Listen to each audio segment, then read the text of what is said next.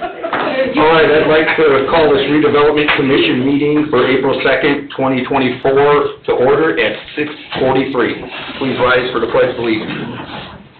I pledge allegiance to the flag of the United States of America and to the republic for which it stands, one nation, under God, indivisible, with liberty and justice for all. All right, can I get a roll call, please? Mr. Carnahan. Here. Mr. Recupero. Here. Mr. Parker. Here. Ms. Dixon. Here. Mr. Rivera. Here. Mr. Becker. Here. Mr. Teal. Here. Ms. Haskell. Mr. Bazar. Here. Ms. Amber. Here. Mr. Bungie. Here. Mr. Austin. Present. Ms. Heidig is present. Thank you. Could I ask everybody to try and have the mics, because I've had a number of people tell me they can't hear a lot of us during the meeting. I think it sounds better already. I can hear myself, and it sounds louder. And I can hear you real good, Bob. I got a big mouth.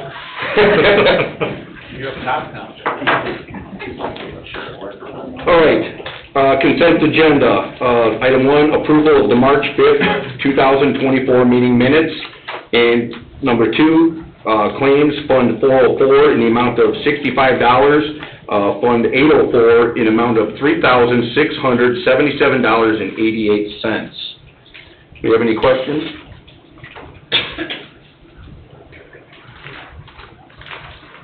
Okay. I'd like to entertain a motion. I'll make a motion to approve the minutes or to approve the consent agenda. I'll second that motion. All right, we have a motion by Nick and a second by Mary Joan. Can I get a roll call, please? Mr. Carnahan. Yes. Mr. Recupero. Yes. Mr. Parker. Yes. Ms. Dixon. Yes. Ms. Rivera. Yes. Mr. Becker. Yes. Mr. Teal. Yes. Motion carries 7-0. Moving on to old business. Item 1, nominate to explore Everyday Community Recognition Q2 recipient to award in June, deferred from the March 5th, 2024 meeting. Any discussion on that, ideas? I know we'll be picking the business next month at the meeting, but I don't know if we want to have discussion now on it. Any ideas to kick around, or just wait till next month? I'll just tell you, I had one of the residents ask me to nominate Kelly's Colonel. All right. Did anybody have anything else? I'd like to suggest the Hill are celebrating 75 years of serving up this community this summer, this June actually. All right. So that way we can all, kick it around and see. I do like the idea of the Hill for 75 years. Both very good businesses in town. So we need a motion to defer again till next meeting. I'll make a motion to defer. I'll second. All right, we have a motion to defer till the next meeting. It's made by Julie, seconded by Chuck. Can I get a roll call? Mr. Carnahan. Yes. Mr. Recupero. Yes. Mr. Parker. Yes. Ms. Dixon. Yes. Ms. Rivera. Yes. Mr. Becker. Yes. Mr. Teal. Yes. Motion carries 7-0. Going to move on to school board liaison comments, if they have any. And I'd like to apologize for the last meeting. In the past, we've asked, and since it wasn't on the agenda, I kind of skipped over, went right into written communication, and then adjourned the meeting without asking, so I do apologize for that. It's no trouble at all. Appreciate y'all having us here on behalf of Crown Point School Corporation. Thank you for that. Are there any new housing developments that I need to be aware of to bring back to Crown Point Schools? No. Just Lakeside too. I'm sorry? Well, Lakeside, but they were aware of that. Yeah. That's the only one that we currently have capacity for. Thank you so much. Can you give us an update on Douglas MacArthur Elementary and how that's moving? Well, they're plugging along, Bob, and well, hopefully they'll be finished this summer. That's the game. That's the hope. And they're installing playground equipment now. Right. Probably not today, though. No. But I've seen maybe an outdoor pool today. Yeah. But I'm glad to see that, and something that happened in the past the PTO and staff worked on raising money to buy their own playground equipment. The new superintendent came in and he said, you guys shouldn't be doing that. And you guys are paying for it now. Yeah, So I'm very appreciative of that. you're welcome. Thank you. Thank you. Do we have any written communication? I didn't receive anything from anywhere else other than I passed out to you all a copy of the TIP management report that was filed in Gateway today. That report is required to be filed by April 15th annually, and new statute says that it must be presented to the town council prior to April 15th. So at 7 p.m., I will present it on behalf of the Redevelopment Commission to the town council. Okay. So no action needs to be taken on that, right? It's just... Nope, I filed it for you, so you guys meet the deadline. All right, thank you. All right, do we have any public comment for Redevelopment Commission? Public comment going twice? Public comment 3 times? Okay, seeing none, this meeting is adjourned at 6:49 p.m.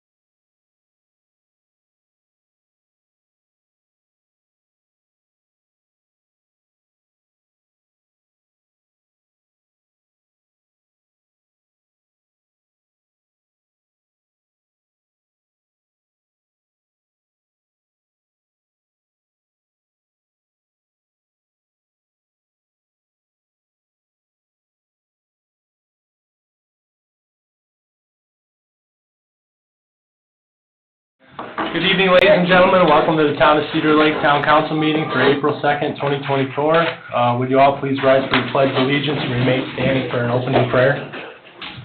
I pledge allegiance to the flag of the United States of America and to the republic for which it stands, one nation, under God, indivisible, with liberty and justice for all. Father Patrick? Thank you for visiting us tonight. You're welcome. And he's from Holy Name Church, right? Yes. Yes. Let us pray. Blessed are you, gracious, bounteous God, maker of heaven and earth.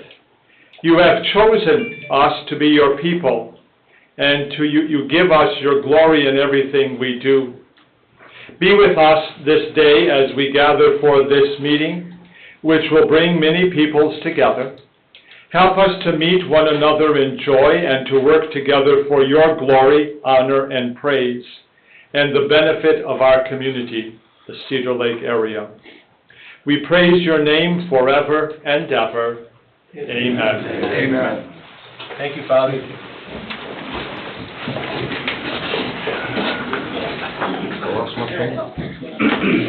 Meeting is called to order at 7:03 p.m. Roll call, please. Robert Carnahan. Here. Julie Rivera. Here. Chuck Becker. Here. Mary Jo Dixon. Here. Richard Seal. Here. Greg Parker. Here. Nick Cupido. Here. I am present. Jeff Bungie. Present. David Austin. Present. All right. Thank you. We have a presentation here, year 2023 TIF Management Report. Ms. Sandberg? Town council members, if you are not aware, redevelopment commissions have a lot of reporting requirements annually, and the Department of Local Government Finance, also shortened to DLGF, as you'll hear from me a lot, requires that the tax increment financing or TIF management report be completed and submitted by April 15th of each year. So I have done that. It has been all the information with the help of Corby Thompson, our financial consultant with O.W. Cronin Associates. We've got that done. We've got it submitted. Within the report, you'll find all the previous year's activities, as in all funds received and all funds expended. It also requires a reporting of commission members and any employees who work for the Redevelopment Commission. Our Redevelopment Commission does not have any employees. It also requires that you put in all of the parcels that are designated in the TIF allocation areas. And then the newest requirement that was introduced last year and required for this year's submission for the calendar year 2020 is that the report must be presented to the town council or the county council or whoever it falls under prior to April 15th. So, report has been submitted. I'm here before you tonight. So I think a couple of the important things to note, and all of this information is the same as the information that was submitted in the annual financial report underneath the State Board of Accounts, but again, this is the Department of Local Government Finance that requires this TIF management report. So the consolidated Cedar Lake allocation area had revenues of $1,611,493.98, and expenses totaled $980,134.87. Let's see, we have outstanding bond obligations, that's the majority of the expenses paid. You have the 2017 refunding, you have the 2020 refunding, and you also have the newest 2022 bonds. Cash balance for the TIF fund at the end of 23 for December 31st was $1,020,855.06. And unless anybody has any questions for me, that's pretty much all I have for you, because it is a very simple, straightforward report. Thank you, ma'am. Would you, next to the last page at the lower left-hand corner, parcels, could you just explain that a little bit, where it says we got 423? Yep, you have 423 parcels within the allocation area. And those funds down there is, Assessed value. assessed value, correct? I assume that. Yes, we get, so that parcel listing upload actually comes from Lake County. I believe it is the auditor's office. So our total gross, AV is $145,759,800, no, that's $145,759,800, correct? According to the information we received from Lake County, yes. And then, the net is $117,714,622. And then, the base is $59,559,632. What does that mean, the base? I couldn't tell you because that's why we get the numbers From the from county? Lake County. Sue, I'm not sure if you have an idea related to that. Are you there, Sue? She might be on, but not on. Yes, I'm here, I'm sorry. What was the question? I'm sorry, I couldn't hear real good. I don't know if you had an idea, based upon the parcel listing that we get from Lake County on the TIF parcels. They break it down with the gross assessed value, the net assessed value, and the space assessed value, and what the difference was between each one of those. The base assessed, from my recollection, is when we brought it into the TIF. Normally, we bring in vacant properties that have a very low base assessment, and then we get to, we capture the increment above that, which would be up to the gross. The net, I don't recall. I'd have to look that up and make sure I know what the net assessed value would be, because I don't know what it's netted against. Mr. Carnahan, I can reach out to Corby Thompson tomorrow and get you an answer. All right, thank you very much. It's just, I looked at that and then I just wondered what it was all about, and, because I didn't know. There's no dumb question. I always ask. Good job, Bob. Thank you, Bob. Any other questions for Jennifer or Sue? No? Thank you for the presentation, Jennifer. Public hearings, number 1, ordinance number 1456, public way vacation, continued public hearing, Rago. This item was deferred a handful of times. Mr. Austin, review of the legals are still in order? 2 handfuls. Yeah, okay. It's in order. All right, thank you, sir. This is for a public way vacation. You guys should have in your packet submitted, I think, deck plans that were submitted since the last meeting. Do we have a petitioner here for this item?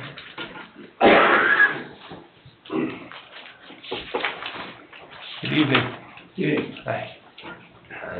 Jim Weiser, the attorney for the project. Office is at 429 West Lincoln Highway in Cherville. And my recollection when we left at the beginning of March was we were, the council had graciously advised us that you had some thoughts as to possible alternatives of looking at this, possible solutions, and I know there was a reference to Mr. Thiel maybe doing some work or having some ideas, and that you would, and we kind of terminated the meeting with us to provide deck plans.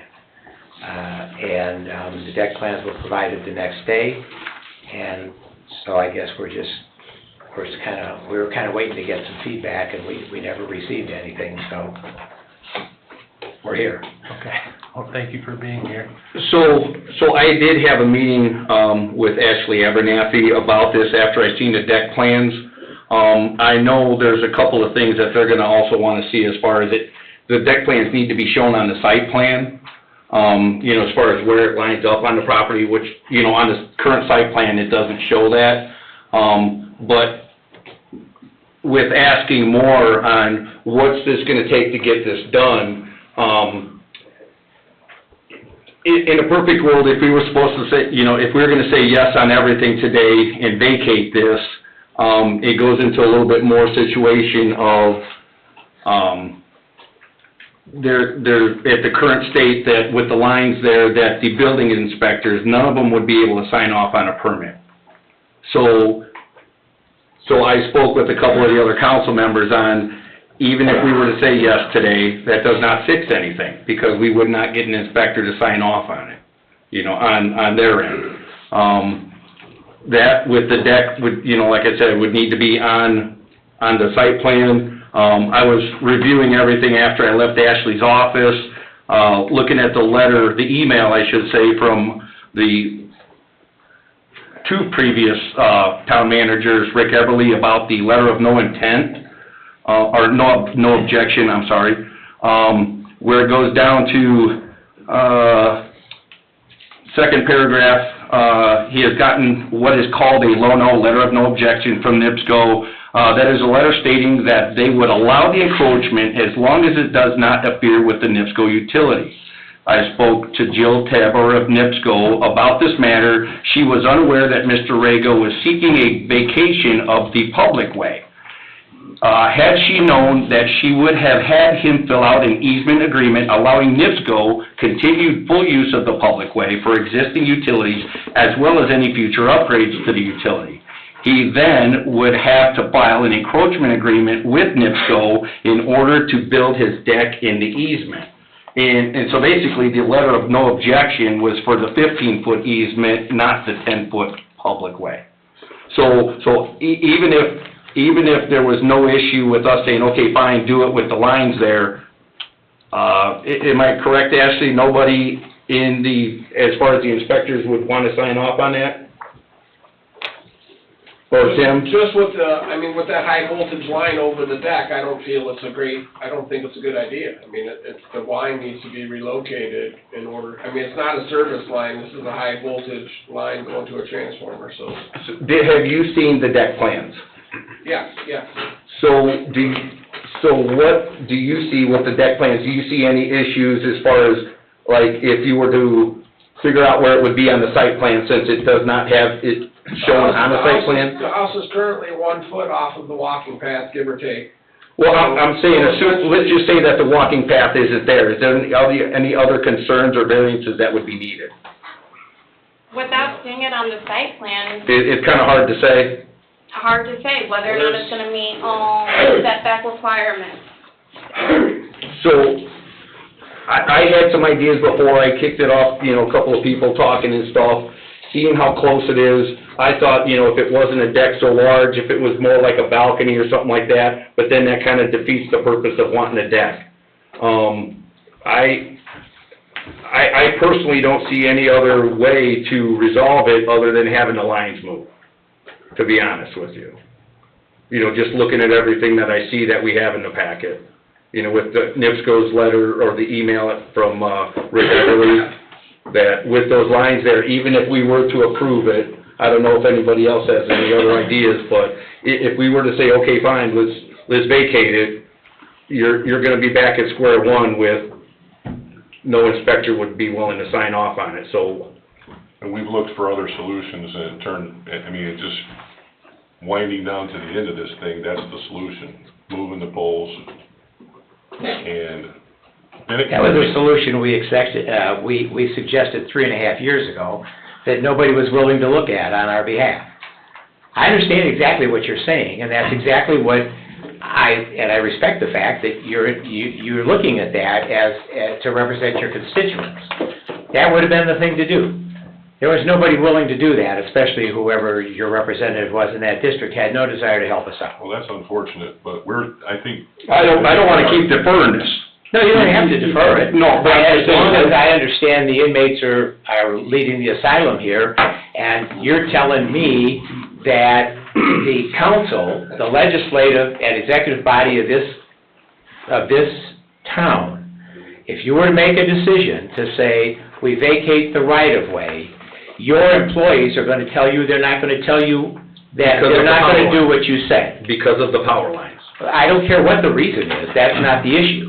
The issue is, if you would have made, or if you were to make that kind of a decision, and then you were going to go to your employees, and they were going to say, stick it, we're not going to do what you tell us. Well, if they have requirements on what they are willing to sign off on, you know, how can I make them sign something that they do not feel comfortable with? Because that's their job.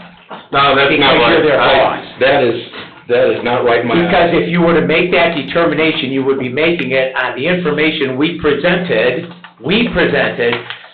from NIPSCO that told you that line is substantially higher than their requirements are for an overhead line over a structure, substantially higher. So we already addressed that issue. That issue's been resolved, and there's no other evidence that says to the contrary in this proceeding. But go, I mean, we agree, make a decision. Yeah, I'm, obviously, Mr. Weiser, you know I was involved in this last year for a little bit. I haven't wavered on my opinion on this. I would hope there's a different solution to this, but those lines, no matter which way you cut it, are a problem. Those poles and those lines, in my opinion, are a problem. And even like the indemnity agreement, which was drafted up, you know, this agreement has nothing protecting, all this does is protect the town. And I don't want to create problems for anybody now or in the future that may own any of those homes. This indemnity agreement just protects the indemnitor, the town of Cedar Lake. Now, if somebody has a problem down the way with some kind of dispute over these lines are on my property, these poles are on my property, we've created a mess now for somebody down the road. That's just my opinion. I would like to see the lines moved, cleaned up, and everybody move on from it. I wasn't involved in this 3 years ago, as you know, but that's a stance that I think I wouldn't have a problem vacating it off if that's what we did. If those poles weren't there, I'd vote to vacate it tonight. My neighbor has structure built on this exact same area. Yeah, I know, John, I understand, we've been But down that who road. made that, Everybody has a structure who built on approved that that? public right Who of way. approved that? Was it this council? Approved to Some vacate council. that? It was Well, somebody from the town. Well, you have different policymakers up here now. Well, we've had different policymakers for 4 years, and the issue hasn't changed, and Well- the decision and the determination hasn't changed. Understood. I'd like to make a Understood. motion to approve ordinance 1456. Julie, we have to read the ordinance first. Okay, I go ahead. apologize. Yeah. I've read it so many times. We'll get down the list here. We'll read the ordinance number 1456 by title only. Mr. Parsons, please. What's the next one up? Town of Cedar Lake, Lake County, Indiana, ordinance number 1456. An ordinance vacating a public way in the town of Cedar Lake, Lake County, Indiana, and all matters related thereto. Thank you, sir. Next item would be remonstrance. Is there anybody here remonstrating for or against this public way vacation? All right, please come on up, sir.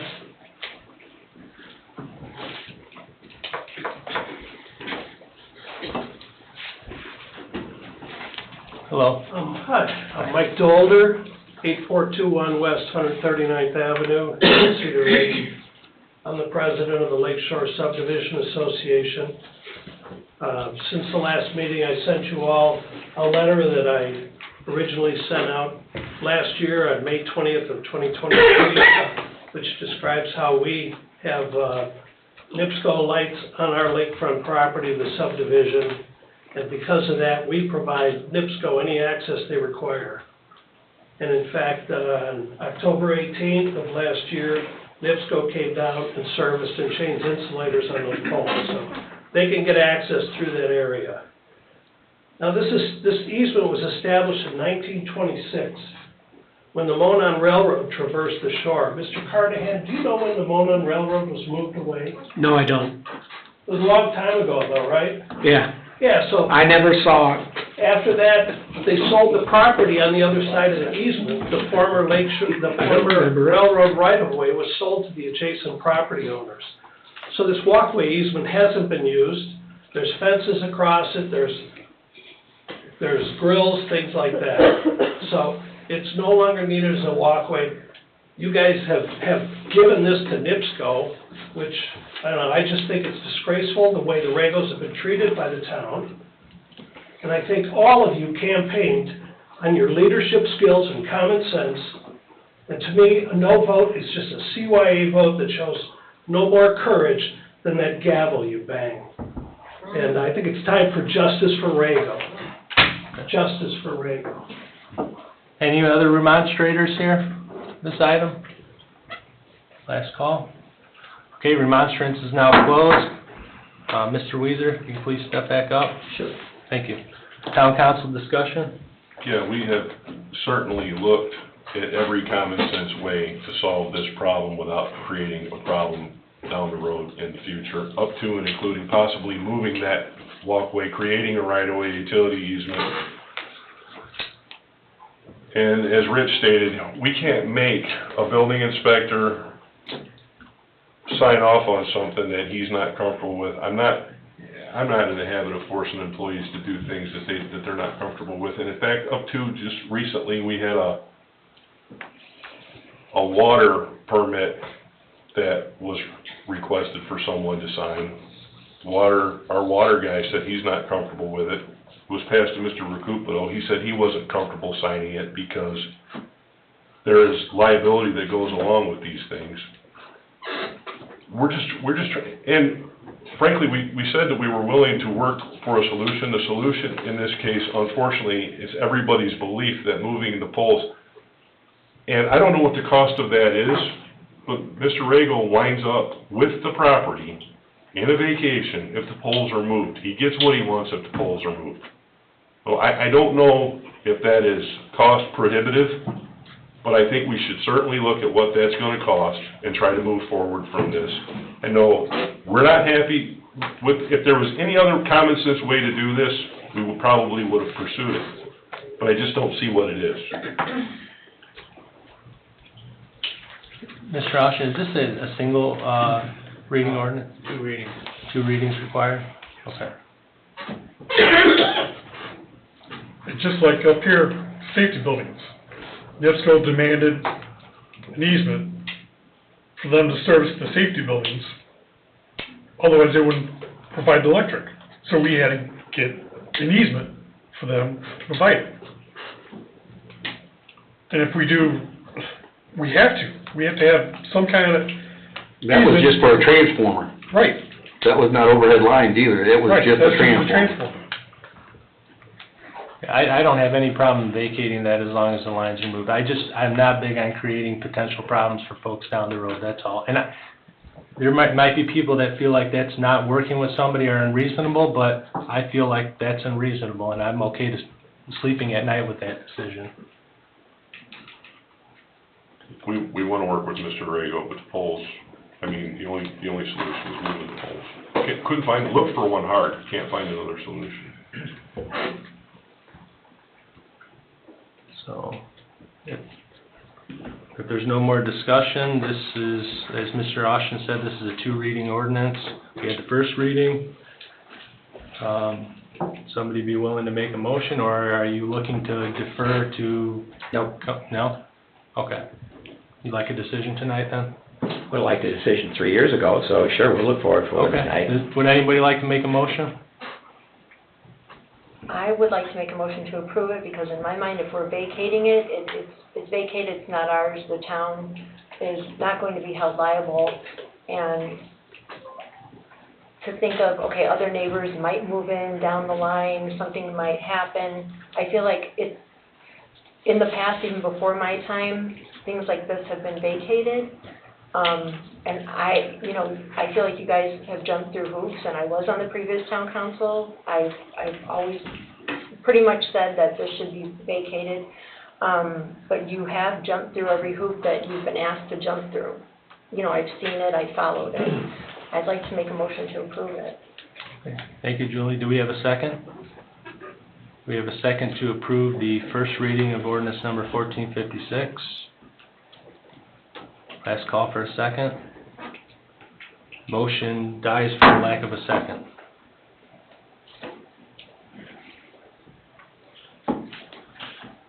Would anybody like to make another motion? Or do we, Yes, you need a motion to move it. okay.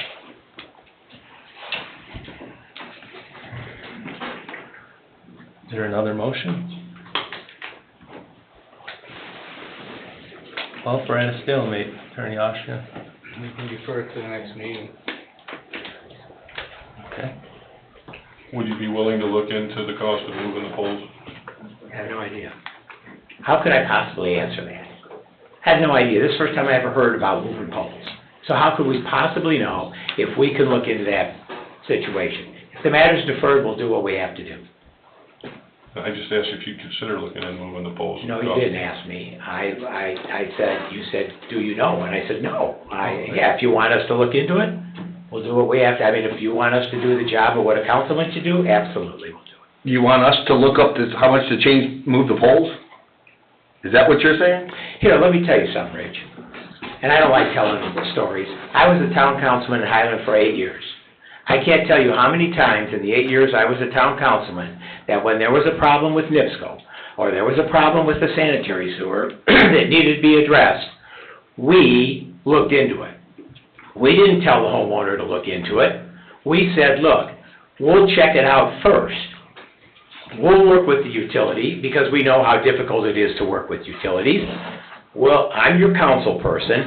I'll make a call to NIPSCO and I'll find out, in this case, let's say NIPSCO or whomever, and I'll make a call and we'll check it out and we'll let you know. Maybe it'll be positive, maybe it'll be negative. I don't know the answer. I always thought that was my job as a councilman. That's what I felt. Well, I guess if I had a problem, I'd look into it. I guess the right question would be then at whose expense is the poles being moved? I agree. Yeah. That comes up down the road. I totally agree with you. Don't have any problem with that. I agree with that. I don't necessarily disagree with what you just said, but there's another side to that too.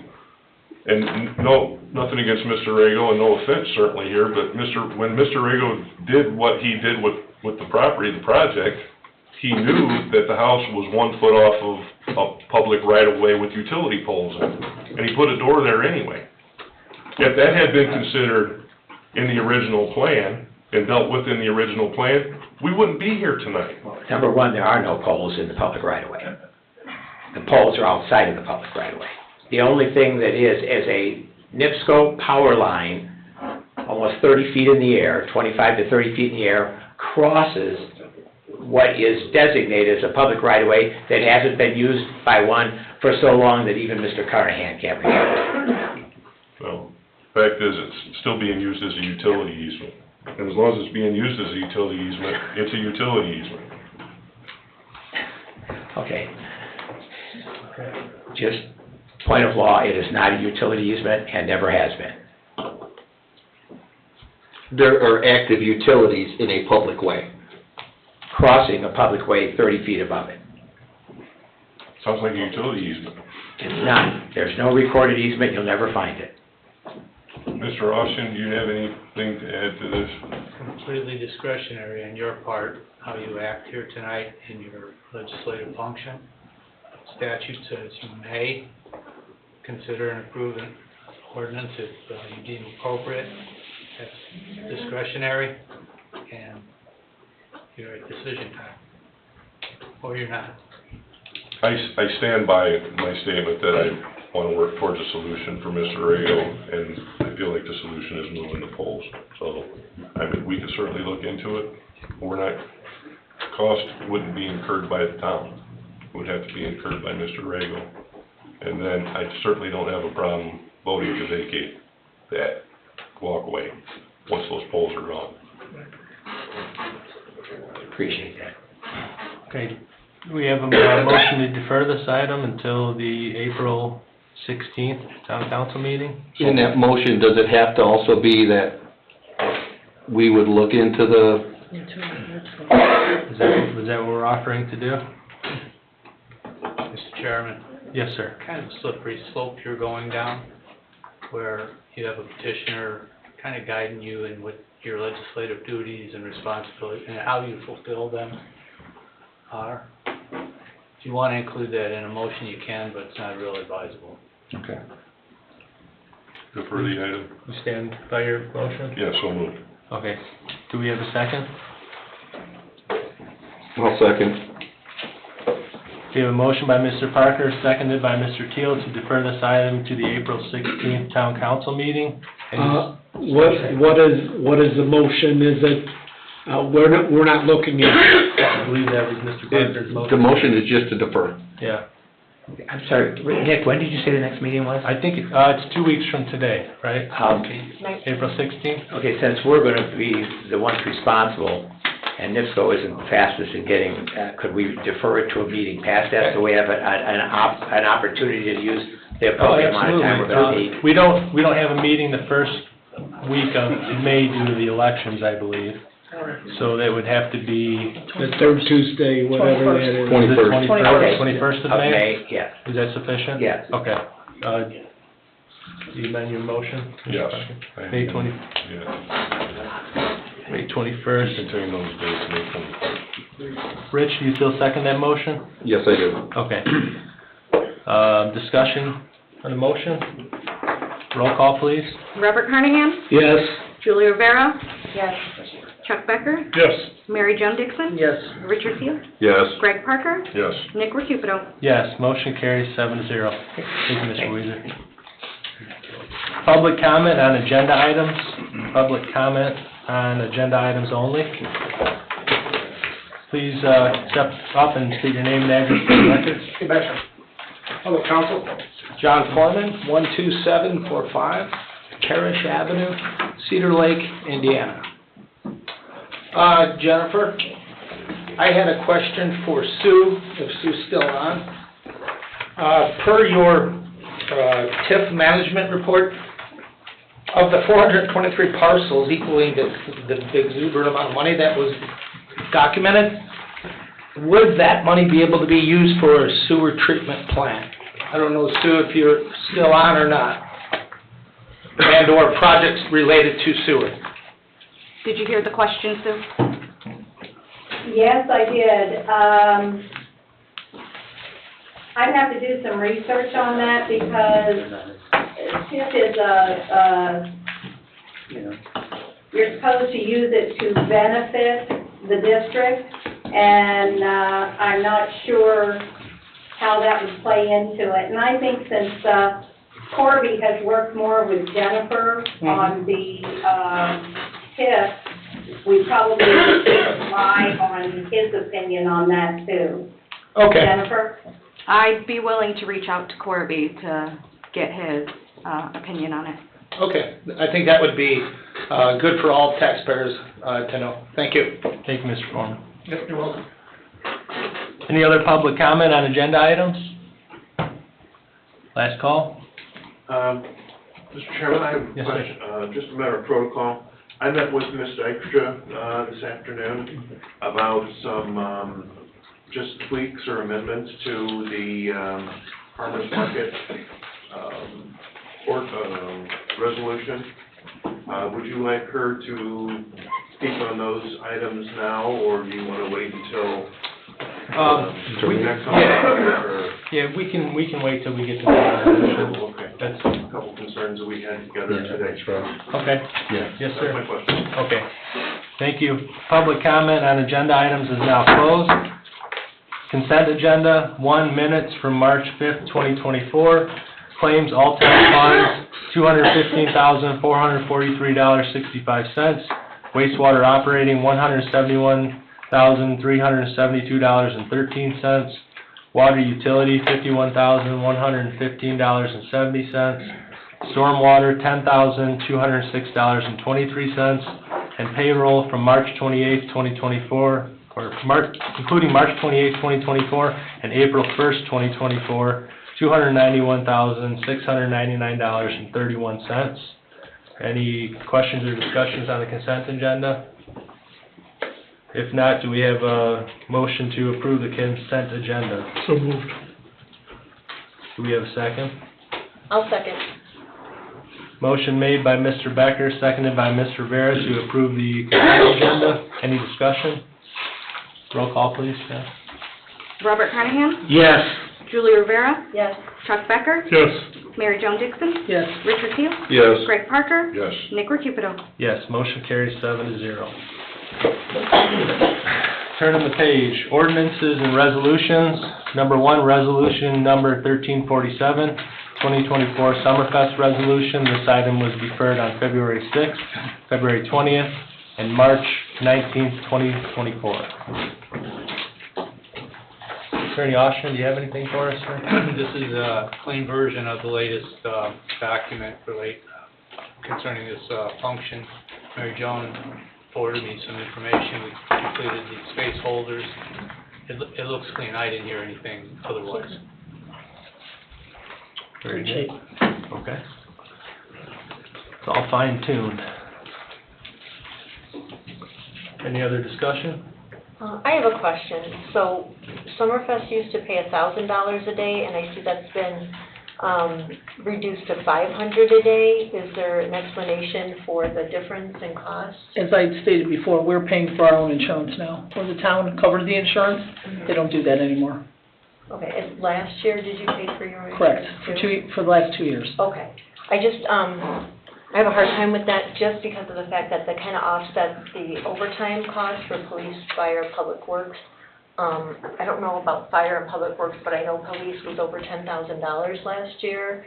So kind of that, our thinking in the past was that $5,000 helped to offset that. So that's just, you know, just something that I just wanted to bring up because now we're getting $2,000.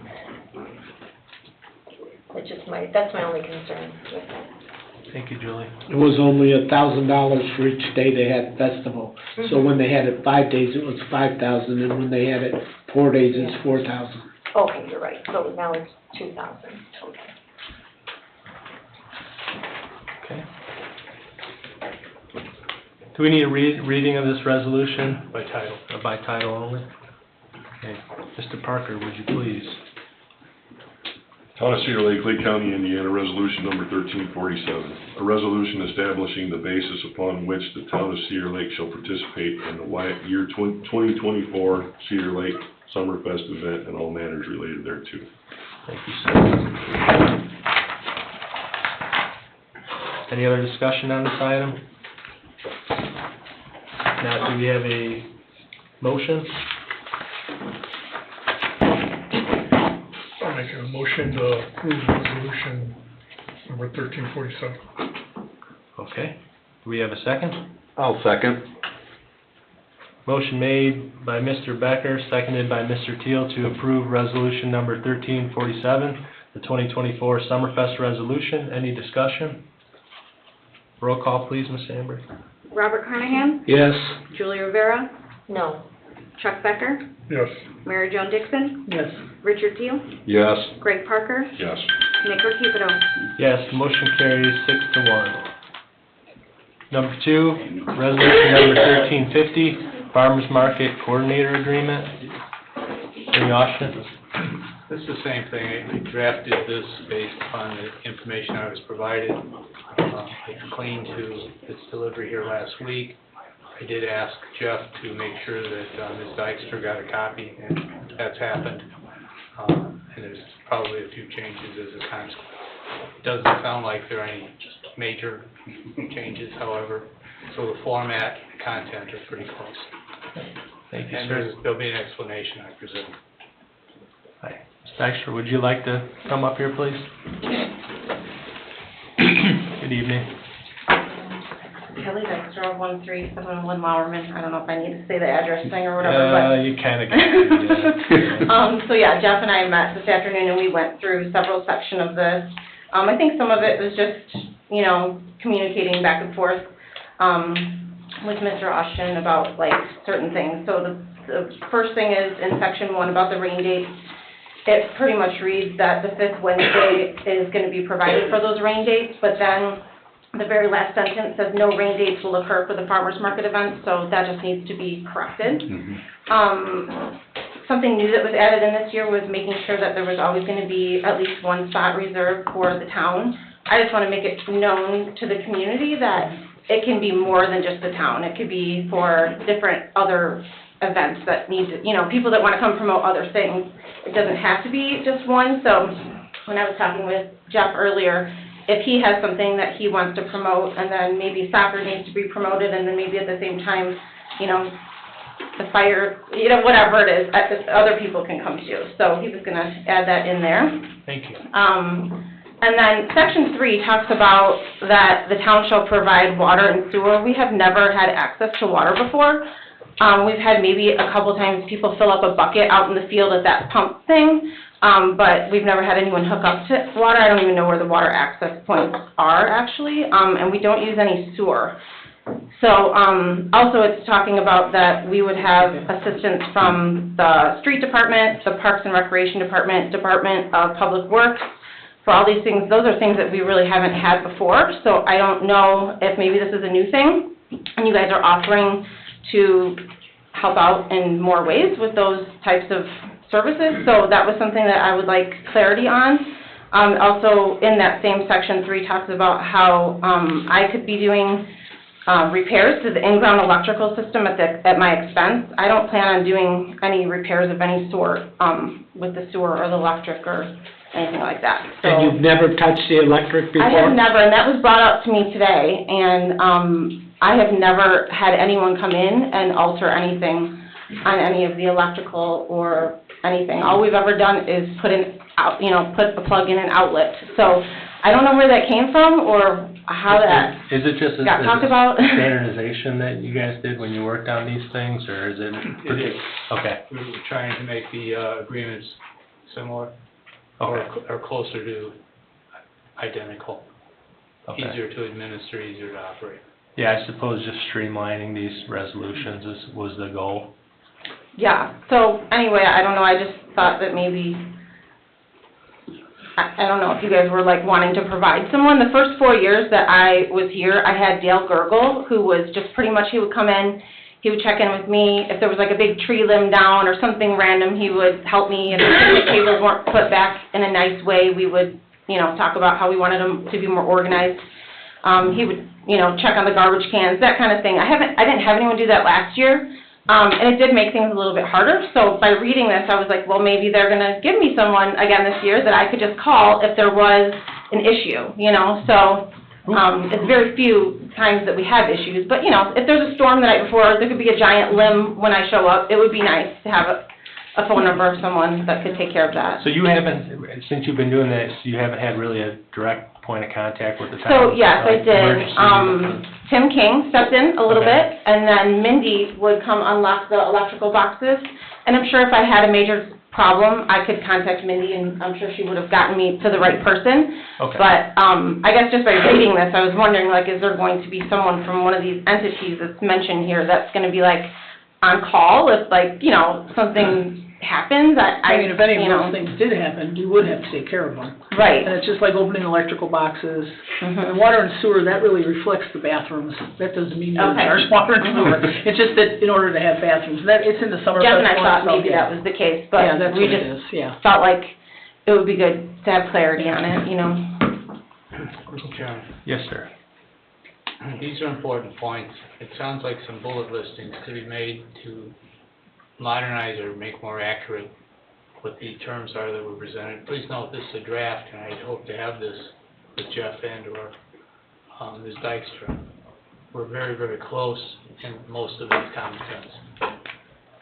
And we can probably go ahead and approve it contingent on tweaking it? Relying on your lawyer to get it right. Yes. And And also, she mentioned about having booths there, when we were doing the 2020 census, we were down there promoting people filling out the census forms. There's a couple more things on here, if you guys are okay with me just reading them off really quick. So, is day camp happening this year? Because that's listed, that I need to be sensitive to that, and if it is, then I would like to know where on the town grounds are they meeting? So that I don't we know why can- that's in there. Okay. So, we would need to take that out of section 7 as well. Well, excuse me, what about your soccer program that you're having? It's listed in here, spring and I mean, fall. will it interfere with? No. It not shouldn't, the because, Okay. yeah. Mhm. because they What don't about- have Good, time. just, yeah. What about the future day camps, or is this just for this year? Future day camps will probably not happen on site here, they'll probably be happening at the Montessori Clubhouse, but none of them planned for this summer. So the next section, section 10, talks about how, as the contractor will pay the $5 per vendor, and then at the very last part says alternatively, the town may collect the fees and the applications for the vendors. So it's almost like giving two different scenarios there, so I just want to make sure that that's clear, that that should just only be on me collecting it. I don't want anyone from the town having to, you know, look over the applications and collect the money and that kind of stuff, so. Which section's that in? Section 10. Section 10.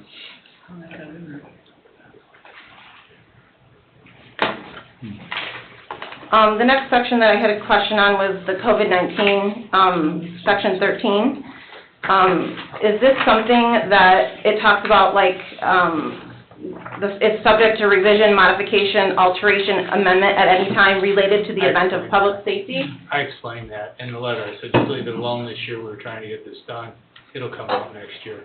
Okay, I didn't see any information. It'll come off next year, is that what you said? I recommended that to them when I Okay. did the draft over here. I just felt like reading this, it looked like because of COVID-19, at any time, something could be changed without notice to... It can. If It it's can. COVID comes through again. Sure, You're but not. it's only related to COVID, is what you're saying. It's not That's for how any it's other written. That's what reason. it's written. Okay. The part on section 19 where it says that the contract can be terminated at any time by either party, that does make me a little bit nervous going into the season. I would hate to be here and be providing the farmer's market and having the vendors, you know, here, and then all of a sudden, for some reason, it's decided that, you know, it's ending. So that makes me a little nervous on that part. So I don't know if you guys... I know in Summerfest, it's always been in there, I don't know why. I'm just saying it's always been in there. It would make me feel more comfortable if it was taken out, but I know someone mentioned, maybe it. for my own behalf, like, if I got sick or something, like, you know, there was different scenarios that people have said to me. I don't know, I feel like it's maybe not necessary, so. And when did you receive this? I received this, on Thursday of last week. I was actually out of the country. I had like a very small time of window where I had internet, and I happened to hear the phone ring, and I was like, I can't believe my phone just rang, and it was Jeff, so I did, get it yesterday to read over, but it was sent to me on Thursday. Because I know at the last two meetings, I asked, is there anything, you know, other, that Kelly needs to do or needs to hear about? And I was told at the last meeting it was just because she changed the LLC, but now there's some things in here that are like surprises to her. Well, this is our mirrors, well, yeah, because for instance, like number 19, that's always been in the Summerfest contract, and But I don't think we're she trying to- realized that was gonna be mirroring Summerfest contract. Because she just Those got are it my last week. directions from you all Yeah. to get this more compatible. And I understand that people think that Summerfest and Farmers Market are the same and that they should be treated equally or whatever, but I do feel that they are two separate types of events, you know, with carnival rides and non-carnival rides, paying to get in, not paying to get in, you know, alcohol, no alcohol, all that kind of thing. So I feel like there should be a couple things that would be a little bit different within this, you know. So. Dave, I don't know why that came from. Well, what do you suggest here? Did she mark it up, get with Jeff, mark it up? We did. He took notes on the things, and, you know, we felt the same on a lot of the stuff that we were reading, and so I'm sure he'll go over that with you. I'm sorry? Let me see what they are. I didn't have them, so. Okay. We can approve it with contention on legal. You can. So the next thing is, sorry. It's all right. Are you ready? No. Okay. I It says that we need a parking lot attendant to direct traffic. Last year, I had offered that when we did the rain dates that were gonna be falling on first or third Wednesday of the month to protect the parking lot that was like right here. That wasn't something that we normally did on the other weeks. So I'm really hoping that you guys are not gonna say that I have to have a parking lot attendant, from this point on, because that is another added expense. People pretty much know what they're doing when they come in. We're not charging them to get in, so they just come in, they just park, and, you know, yeah, the first year it was a little crazy, and we did have to direct traffic a little bit, but I think people know now, and they follow, you know, the people in front of them, and it doesn't seem that there's a need. So if we could take that out, that was something that I was hoping you guys would be okay with. Well, Should we ask Chief? Well, that's different than, Well, I Yeah. understand, I didn't think about that, you know, this afternoon, as far Mhm. as directing people and getting them up the hill in a Mhm. reasonable and safe and orderly Sure. manner.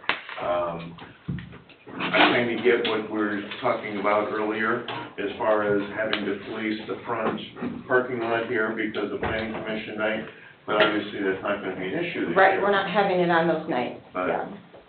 Which I would love for you guys to reconsider that option, because it worked out really well for us last year to have that, with the rain days falling on, you know, if we couldn't have it on one Wednesday, we could have it on the next one. And there were a couple times where it wasn't even raining, but we decided to postpone it because the ground was wet, and we really don't want to damage the town grounds property. It's a beautiful park. We don't want ruts and things happening to it. So I don't know if that's something that maybe you guys could discuss as well. Chief Fisher, do you have any input on this? Well, that's the next thing that we'll talk about with police No problem officers. with Kelly, she does a And phenomenal so, job. he knows that it's not, so it does say security if needed, so I believe that needs to be changed too, because I know that it's not a Not if question, needed, it is. it's a for sure thing we have to have. We want security out there, one, just to ensure that the citizens out there know that they have officers walking around too. And the second reason is, if we do have one of those, years, like she had the first couple of years, where we had just so many people attending, they had to go up the hill to help with the traffic leaving, so they would help with that, so, but we have. I think it's died down a little bit since like the pandemic time. So Kelly works directly with us, and that was the only thing I was gonna ask is, was it in your contract in the last one? It was never in my contract, but you and I had just talked about it, and I think we just agreed that I knew that I was gonna be paying the officers, but that leads me to the other question. I know that we've been compared to Summerfest, Motocross, Lakeside Artists Guild. Are all of those entities paying for police officers privately, or are some of them being All of them able- pay for privately except for Summerfest. Okay, Moto on Ice, we do not provide security, they pay for, fire and EMS. Our Lakeside Artists Guild pays for officers, and you pay for officers. Summerfest, we have to take it out of our overtime. But they do use officers they pay in the beer garden. But that's off duty, correct? Yep. So the beer garden pays for officers, but Summerfest does not. so when we're comparing Summerfest to Farmers Market, because it kind of seems like, you know, he's saying we want the stuff to mirror, is there something that could be taken into consideration where the town would be paying for the police officers and I wouldn't be paying for it privately? Like, who decides that? That would be a bad idea. That is just gonna drain my overtime budget. Gotcha. That's a lot. That's a lot to ask. Okay, I'm just asking because. I mean, I spent $10,000 just in 4 days, last year for officers, 243 hours in 4 days for the Summerfest. That's a lot of money. We're talking every other Wednesday, probably 4 to 6 hours of overtime. That's a lot of money. So what does it cost for the Summerfest to get police officers? It doesn't cost them anything. We're a partnership with the town. The festival was a town festival, and then we partnered and took it over. Well, it still costs the town money to have police officers on staff. Correct. And then What is also that- all the what does that improvements cost? that are here at the grounds, we've done those improvements. So we invest back in all the time, like the stage, not those bathrooms, the past bathrooms, the blacktop road, all the electric, that's all been on our expenses. So I guess if we. Well, you're a non-for-profit, so you should pay for it. Correct. This is for a profit, for a person running the farmer's market. Okay, Different so. sector, it's a different entity, so you can't compare apples to apples. It's not. Well, I was just explaining, I'm not trying to compare it to it, I'm just pointing explaining. out that Yeah. all your money that you make, where does it all go? Well, we give a budget to the town every year. We spend $30,000 on fireworks, we spend $20,000 on How much did entertainment, you spend on fireworks? 30,000. You spent 30,000 last Yes, year? sir, yes. I'd like to see some of that information. Oh, you can see it, it's public record, the town receives it. It's 2 nights of fireworks, not one. I know, I tried to get the fireworks a number of times. Possibly, you could get It was $20,000. Sir, if you'd like to ask some questions, I just need you to come up and state your name and address for the record. No, I'm fine. You're good? Okay, all right, thank you. Sorry. That's okay. So there's just one last thing on here, and Jeff has a note of it, but it does have Chris Salatis labeled as the town manager, so that needs to be edited out and have Jeff, yeah.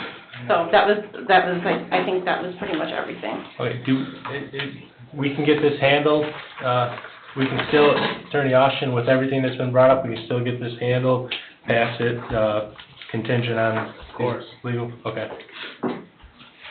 Do you guys have any other questions for me? If we could just go back to where it says no rain dates will occur, but we're saying that if there's a fifth Wednesday in May, July, or October. Yeah, those are the extra days that Yeah. we gave her. Okay, so we can take out the no rain dates because those are gonna be. Yeah, he has that written down that he's gonna, I mean, make sure that they alter that. Sentence of the paragraph can be stricken, and can be taken away, and just some verbiage needs to go in that, for rain dates, if requested, would be those fifth Wednesdays of May, July. And is there any reconsideration about those rain dates? Because it really truly worked really well for us last year to be able to offer that on the first and third Wednesday, the 3 or 4 times that it was needed. And I feel that, I would call Margaret the next day and say, hey, I just want to follow and make sure that there was no issues with the parking, but. I wasn't involved in the discussions, Kelly, unfortunately, but has there been any talk about those days, or was there a reason, because it landed on plan commission days, is that why those were stricken out? Yeah. Okay. And it really did, if I may, last year, rain dates were factored in, but it really made it hard to have anybody else have an opportunity at grounds, knowing that all those Wednesdays were just earmarked just in case there was a rain date. I do see the reason why that works when it comes to the farmer's market, but there was a lot of holds in the calendar for that, which is, our soccer programs don't practice on Wednesdays due to that, and even if there was a rain date, we just have omitted Wednesdays in its entirety from farmer's market. Okay. Or for soccer practices. And I'd also like to add, I was actually the point of contact last year in my new role for Kelly, and was, I did do a site tour with her. I did walk the site, and we worked out, kind of a site plan, and was available to her and her needs throughout the event, and throughout the market. So as things were happening, they were being addressed.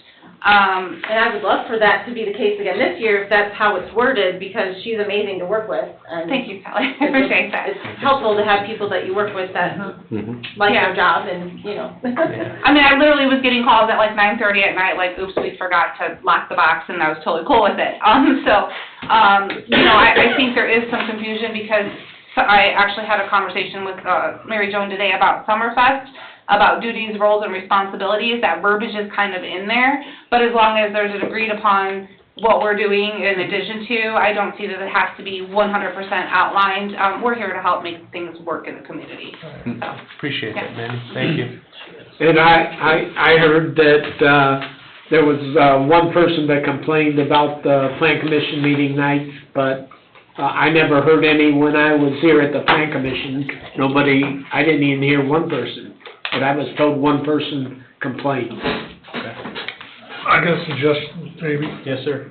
Like, if it's gonna be a rain date, make it only the first Wednesday, where it's like, a work session, because the work session, it's not as crowded as the public meeting, for, that would be the third Wednesday. As opposed to the third Wednesday? Right. As long as what if there was a Wednesday though that somebody had, so there'd have to be something in there that, as long as it isn't already taken by somebody else, is that what Sure, I'm just saying because on the public meeting on the third.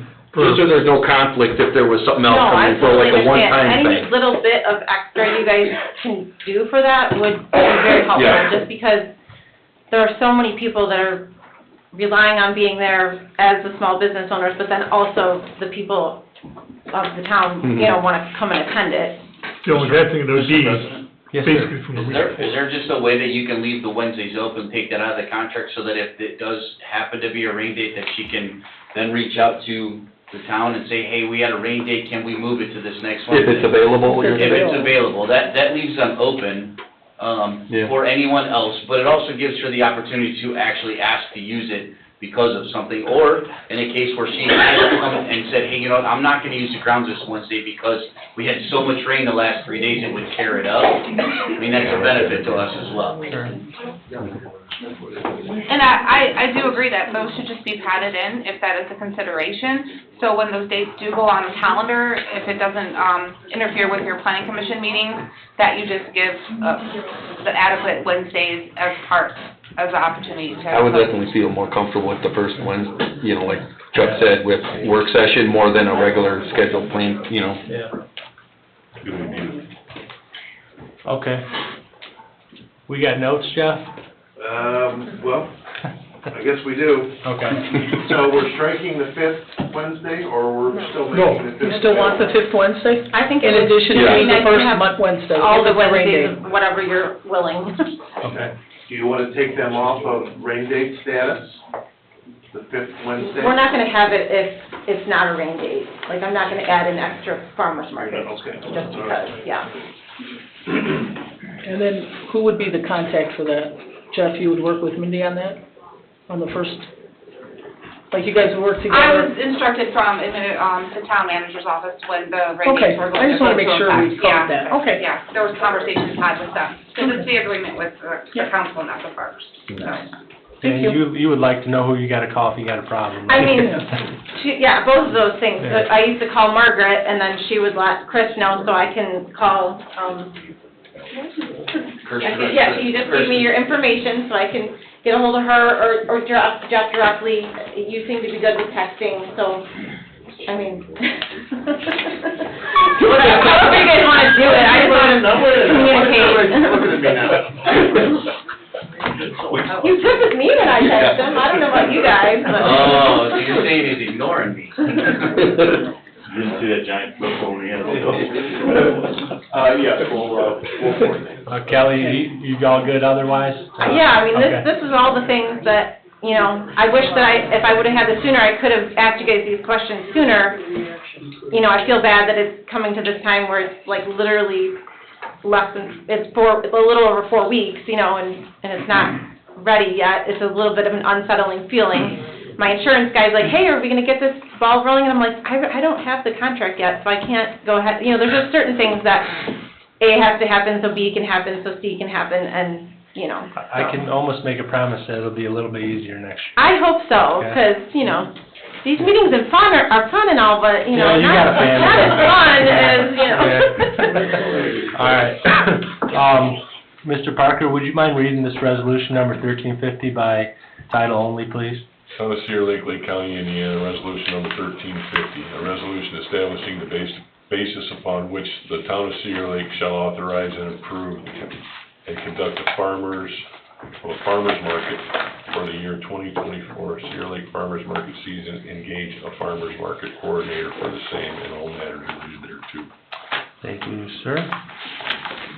Okay, we've had a great amount of discussion. I think the questions have been answered.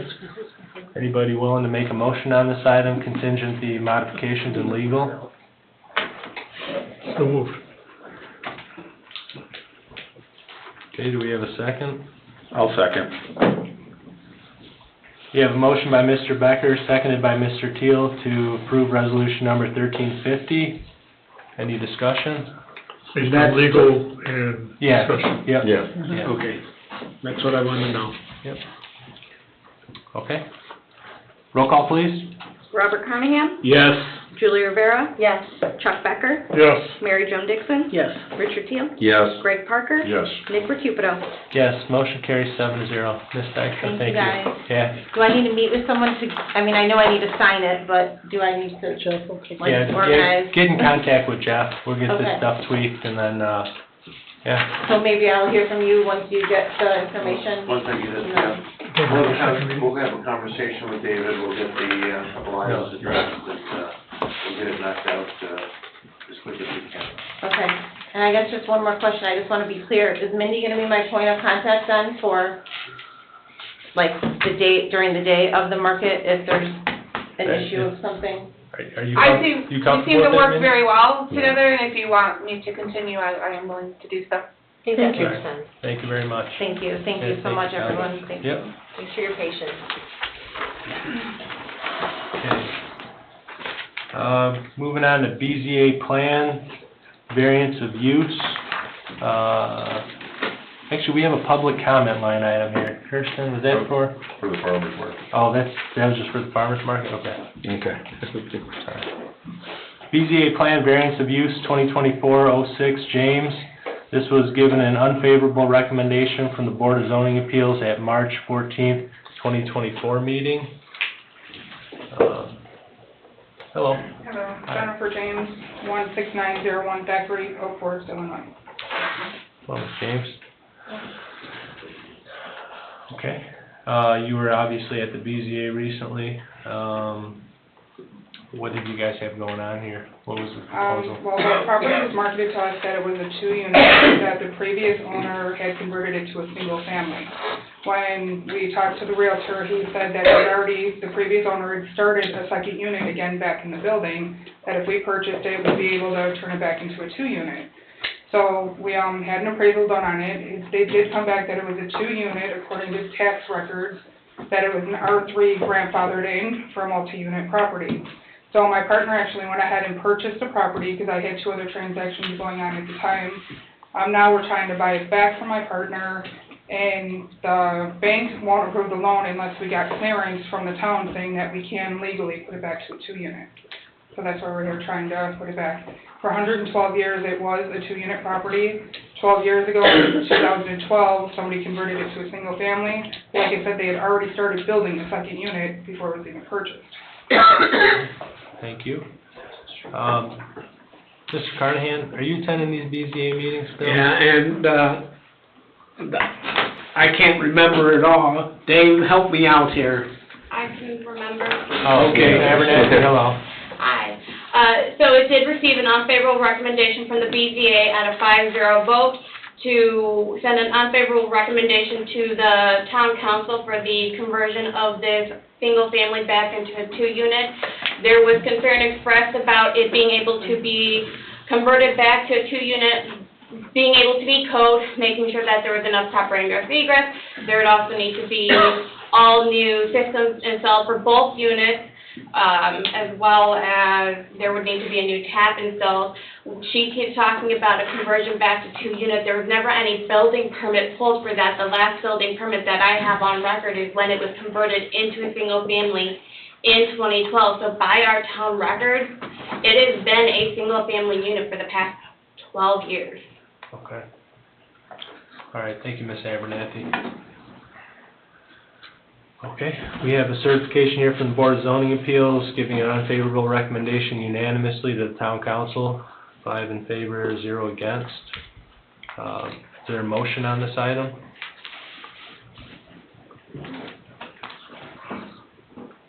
Well, I got a question too. Sure. With, it only has 1 sewer tap now, so it'd have to have another sewer tap. How much is that for a new sewer hookup now? What is it nowadays? $500 for a tap, $3,500 for the system development charge, for a total of $4,000. So it'd be an additional $4,000 they'd have to come up with On top just... of whatever the building Right. permit fee would be. Okay. Thank you, Chuck. Any other questions or discussion? Anybody like to make a motion on this item?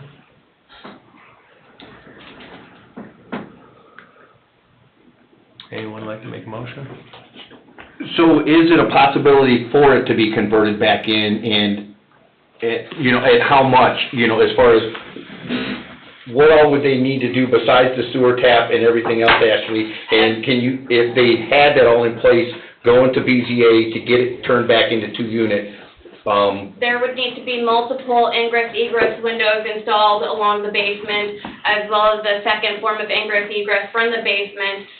Talking with an inspector, they would need to install a separate mechanicals for the lower level and the upper level. The building itself was built in 1900. How well it can be converted back into a 2-unit when it's been a single unit for 12 years? I mean, but it's possible. I mean, anything can be, depends on how much money somebody wants to spend on it. That's my take on The it. rooms are barely meeting code, Okay. barely meeting building code. As far as size, you're saying? That's one of the issues they brought up at the last meeting, that the building is only 1125 But technically, if it was converted back to the 2-unit, each unit would be 11. Yeah, upper and lower, Right, yeah. because the first unit, which they converted back to the single family, is the whole first floor. So the basement would be the second for another 1125. And me and Ashley, like we spoke about it a lot of times, I do know the bedrooms would have to have the egress windows. I understand it's $4,000 to get the second sewer line put back in because it was removed 12 years ago. You know, I understand all that. We talked about doing the ceiling material would be fireproof, you know, so there's extra, just in case anything ever happened, you know, for the 2 units. There is one separate entry already in the back. A second door would be installed for 2, you know, doors in and out, plus the egress windows. I mean, I've already went over all this with, you know, not the inspector, but people I was gonna hire to do it. All the things that would need to be in place. Of course, everything would be legalized, building department permits. You know, we'd already purchased or submitted some of the plans. Whatever else would be needed, we're willing to do. I served on the BZA for 6-7 years, and I just have a hard time going against the BZA certification. I think we're one of only 2 counties in Indiana. There's only 2 out of the 92 counties. Lake County and St. Joe are the only 2 counties that have, can overrule the BZA. The BZA and all the other 90 counties make the final decision, and no town council makes their decision over them. Yeah. The thing is that the BZA members are vetting these projects a whole hell of a lot more than the council does, and that's just the nature of it. I know So that. is this something that she can go back to the BZA with? I think that if I'm not mistaken, she would need a year, unless there's a substantial change. Yeah. Yeah, unless there's a substantial change in the petition, she'd have to wait a year. I know I won't go against the BZA recommendation. Yeah. Okay, now, moving forward, because obviously you guys are gonna approve the 2-unit, but we were actually gonna purchase a property for 2 of my sons to live there. So my one son was gonna live upstairs, we were gonna finish the basement for my other son, that's why we wanted them to have their own separate bills. Now, even if you wanna approve that, am I still gonna have a problem purchasing it as a single family to just add extra bedrooms and a bathroom downstairs, or am I gonna be blocked on that as well? That's a question for the building department. Tim? Well, I mean, as long as it's a single-family home, it's a single-family home. I mean, if you create 2 units with fire separation and 2 separate entrances and two, you know, if it's a house with a basement, with a finished basement, then that's fine. But it can't be split into 2 units. I mean, it is in a residential neighborhood also, and like she said, the fire, I mean, you need a 2-hour fire separation between the 2 units, which, you know, there's normally 2 double 1.5-inch drywalls in between the 2 units, so you essentially need 4 layers of 5/8 drywall in between the 2 levels because of the up and the down, you know. That's if it was a 2-unit, If right? it was a 2-unit. But, yeah, there's nothing against, I mean, having a bedroom and a basement as long as it meets egress and there's a stairway, you know, it's 1 unit. It's not, you know, I mean, you can't have, the only way you get in the basement is go upstairs, you know, come in from around back or whatever. So, I mean, as long as it's done as a single home with a lower level bedroom, that is feasible, you know, feasible. Okay. Any other questions, Ms. Dean? No. All right, thank you. Thank you.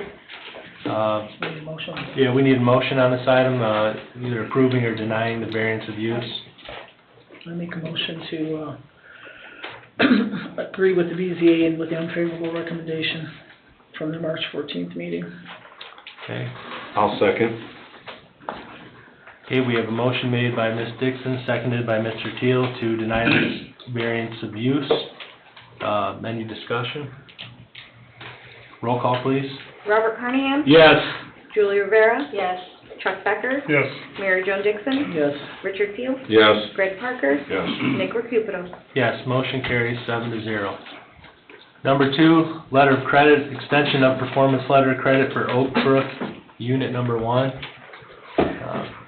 We've got a letter from People's Bank here in our packet, and it seems to be just a simple extension for the letter of credit. Any questions? I'll go ahead and make a motion, for the letter of a credit, extension of, performance letter of credit for Oak Brook Unit 1 at $447,420.52 through People's Bank. Thank you, sir. Do we have a second? I'll second that motion. We have a motion made by Mr. Carnahan, seconded by Ms. Dixon to accept the letter credit extension, performance letter credit extension for Oak Brook Unit 1 in the amount of $447,420.52. Any discussion? Mr. President, if I may, just Yes. to note for the record, the extension requested is October 8th of this year. All right. Thank you, ma'am. Concur. I'll concur. Okay. Roll call, please. Robert Carnahan? Yes. Julie Rivera? Yes. Chuck Becker? Yes. Mary Jo Dixon? Yes. Richard Seal? Yes. Greg Parker? Yes. Nick Recupero? Yes, motion carries 7-0. Thank you. Old business, item 1, consideration to establish a Metropolitan Police Commission and a Metropolitan Fire Commission and consider eliminating the current Board of Safety. This item was deferred on February 20th, March 5th, and March 19th, 2024. Open up for discussion. I'd like to see us, I'm not making a motion here, but I'd like to see us defer it and contact AIM and see if we can come up with some comparisons so that we have some rules and regulations in place for both these boards and commissions to operate with. Okay. AIM is the, Yeah. Accelerate Indiana Municipalities. correct, I thought, but shouldn't talk.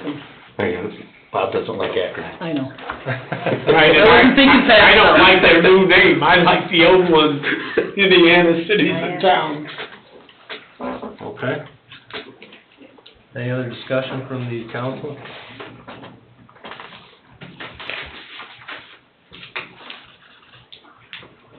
All right, when do you consider deferring to, Ms. Dixon? Well, I mean, I'd like to look into it, but can we have, is 4 weeks too much, or 2 weeks? You think we can get it done 4 in weeks 2 weeks? wouldn't work because we don't have a meeting. so- Correct. We won't have a meeting. That'll be for the So third, Tuesday in May. So if we wait 2 weeks? Yeah, I mean, do we, I I'll think get we should be able I'll get home to get first some thing tomorrow. idea Okay. within 2 weeks. I mean, it Yeah. doesn't take long to look I mean, into we'll it. either have information or we won't have information in 2 weeks. Right. Yeah. What does the board feel about this? Okay with deferring it. Okay, and that would be April 14th, or I'm sorry, April 16th? 16. Okay, would you like to make a I motion? guess I'll Ms. make that in Dixon? a form of a motion. Okay. Do we have a second? I'll second. We have a motion made by Ms. Dixon, seconded by Mr. Teal to defer this item until the April 16th town council meeting. Ms. Dixon will be contacting AIM in the meantime. Correct. And then distribute the information to the rest of us. Absolutely. Yeah. Absolutely. Anybody who wants it. Any discussion? Roll call, please. Robert Carnahan? Yes. Julie Rivera? Yes. Chuck Becker? Yes. Mary Jo Dixon? Yes. Richard Seal? Yes. Greg Parker? Yes. Nick Recupero? Yes, motion carries 7-0. Thank you. New business, number 1, acceptance of easement for 13941 Moore Street, Cedar Lake, Indiana, 46303. This, anybody have any information on this one? This easement goes along with the Shades Road project. Don Oliphant, the town engineer, brought this to our attention as far as, there's a 15-foot wide by 120-foot easement that was needed to help out with the drainage situation north of Rockland, that would run basically northwest into this parcel. Greg Parker and I have had numerous conversations with the property owner, as well as Don Oliphant and the attorney, and so both of the signees had come in and signed, and pretty much that's about the gist of it, I think.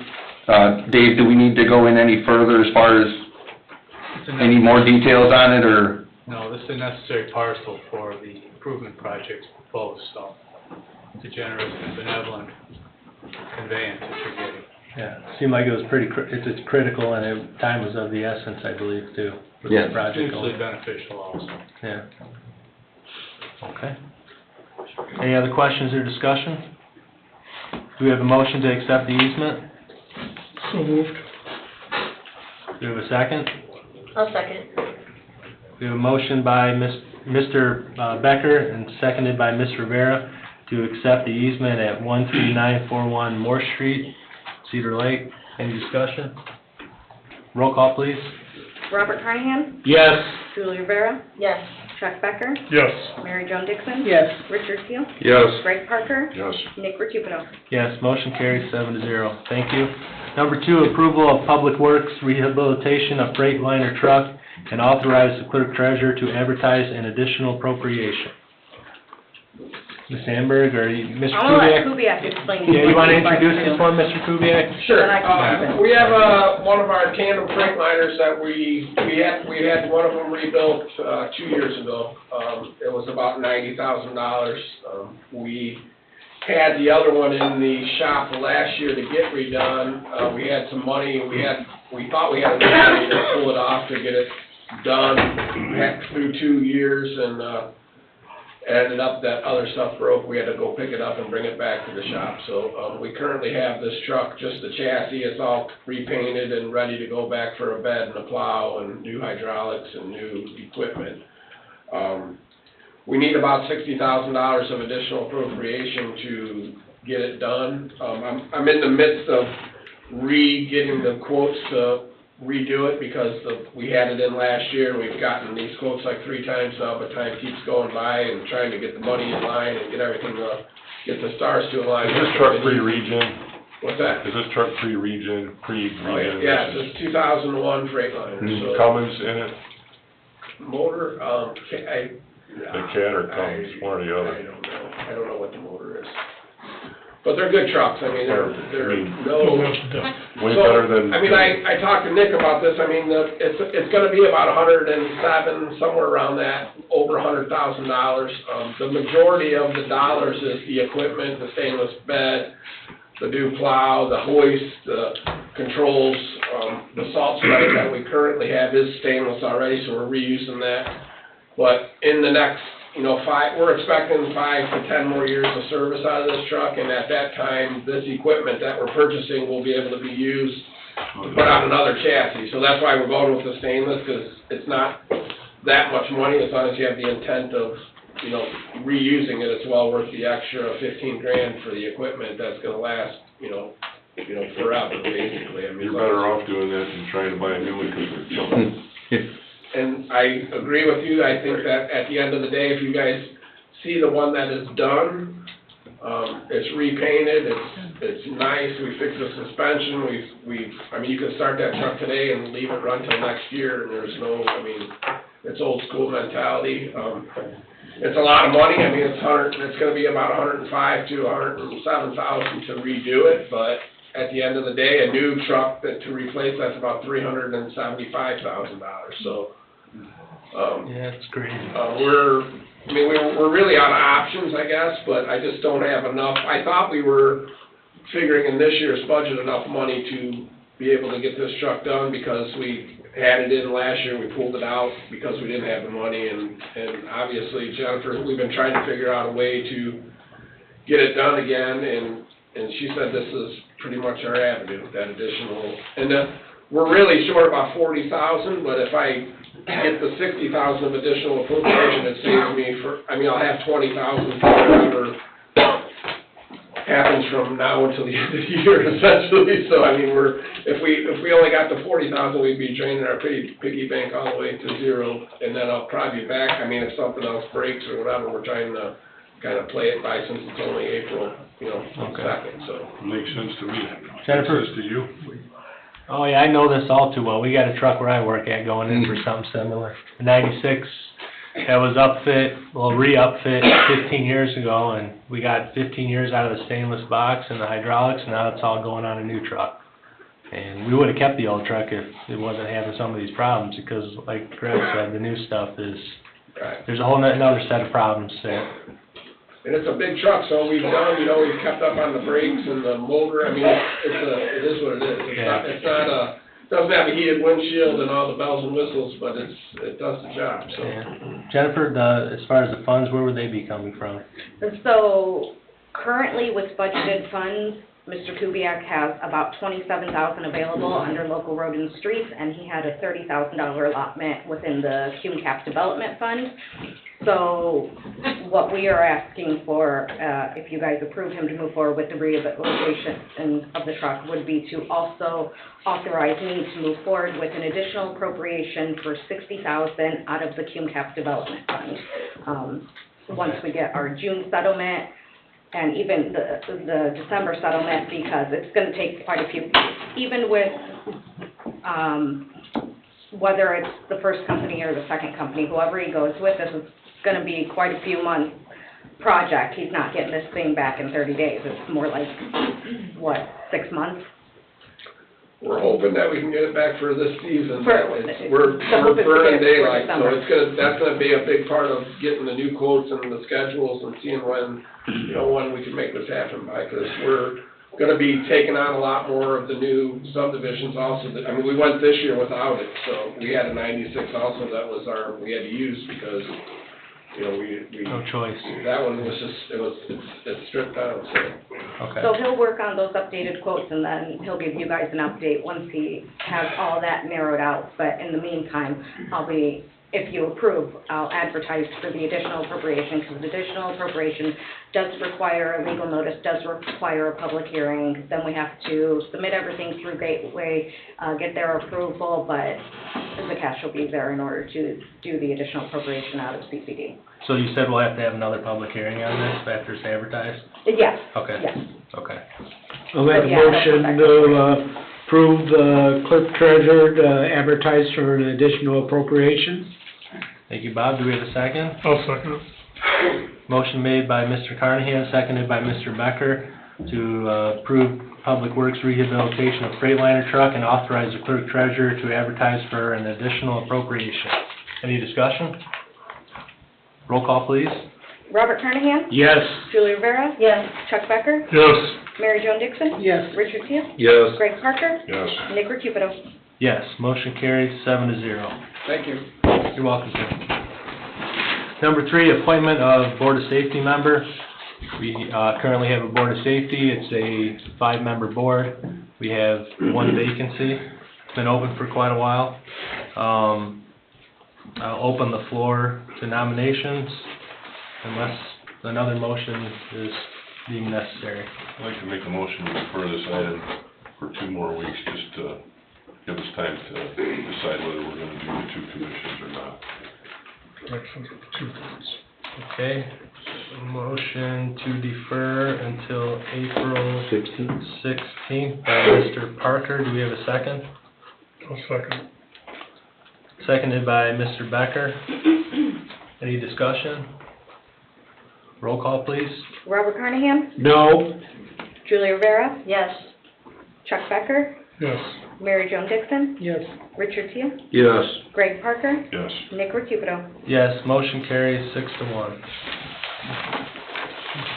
Number 4, approval to sell decommissioned 2014 Dodge Charger utilizing govdeals.com. This was approved by the Board of Safety on March 27, 2024. Chief Fisher, would you like to? It's a 2014 Dodge Charger that started having some motor problems with, so took it into the shop multiple times. Believe that the head's warped on it. It's allowing air to get inside the motor, which overheats the engine rather quickly. We had multiple mechanics look at it. Every time we have it in there, they got it fixed, and it's out for another week. And it just got to a point, I'm like, I can't keep putting more money into a car that's 10 years old with 100,000 miles on it. So we've decommissioned it, removed everything out of the car, and we're seeking to put it on Gov Deals to auction it off. The money comes back to the general fund anyway, so. CCD. So we've had very good luck with govdeals.com. It's a public auction site. We sold our old Pier for, what was it, $16,000? $16,000. I don't think it was quite that much, but we got a little bit back. Oh, that was the guy that had an automatic bid on. We had to redo it. That's right. That was like $7,000 or $8,000. We sold a couple of squad cars that were decommissioned, and it goes back to wherever she says it goes to. And somebody came from a long distance and picked up. Iowa, one time. Yeah. Wow.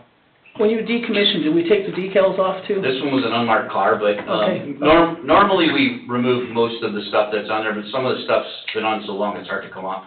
I know that you questioned the stuff at the high school, I heard people say you questioned the stuff up at the Yeah, it was high just, school. I didn't know if they were fixing your cars? They are or- not fixing anything, Okay. that is a mechanic shop that Okay. he wanted to be able to teach kids how to take a motor apart and put it back together.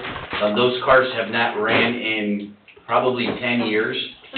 They were sitting as planters, and so, it was presented to me last year to ask if he could use them, so what he does is wheel them out, wheel them back in, okay, this is what that is, this is what an engine block is, here's how you take them off, this has to be torqued. My only statement to him was you can never sell the car, and he agreed upon, and you can never drive them. He's like, no, they're never leaving, when we're done with them, we're gonna take them to the scrapyard, so. I even had the vehicles towed for free. They donated their time for the school, so, which was pretty cool, so. We gave them 2 of our old squads that have been sitting for quite some time to kids to learn a trade. It's cool that they're doing that again, they should've never stopped. Pardon? I think it's cool that they're doing that Yeah. again, they should've never stopped. Yeah. I hope they got another teacher. Yeah, do we know if they got any replacement yet? I didn't know the teacher left. Yeah, Last I talked to my sons, it had not been replaced yet. Yeah, they're in need of one. I know they posted it on, the school's, website, then they sent out emails to people that were all involved and. And what they say, it was $75,000 for 9 months? Yeah, yes, for the school year. There was no summer school or anything like that, but the salary for that was $75,000, and last I heard, they were still looking, and, I gave some suggestions, some people I knew that were in the industry, but, I can tell you this, thank your teachers, that is a very hard profession. yeah. I consider my profession easier than theirs, so it's difficult for them. It's hard to teach the kids and stay in it, and I give them kudos all the time, so thank a teacher when you can. All right, thank you, Chief Fisher. Do we have a motion on this item to approve the sale of a decommissioned 2014 Dodge Charger on Gov Deals? I'll make the motion. We got a motion and a second. We got a motion by Mr. Carnahan. Mr. Teal, you seconding it? Yes. Okay.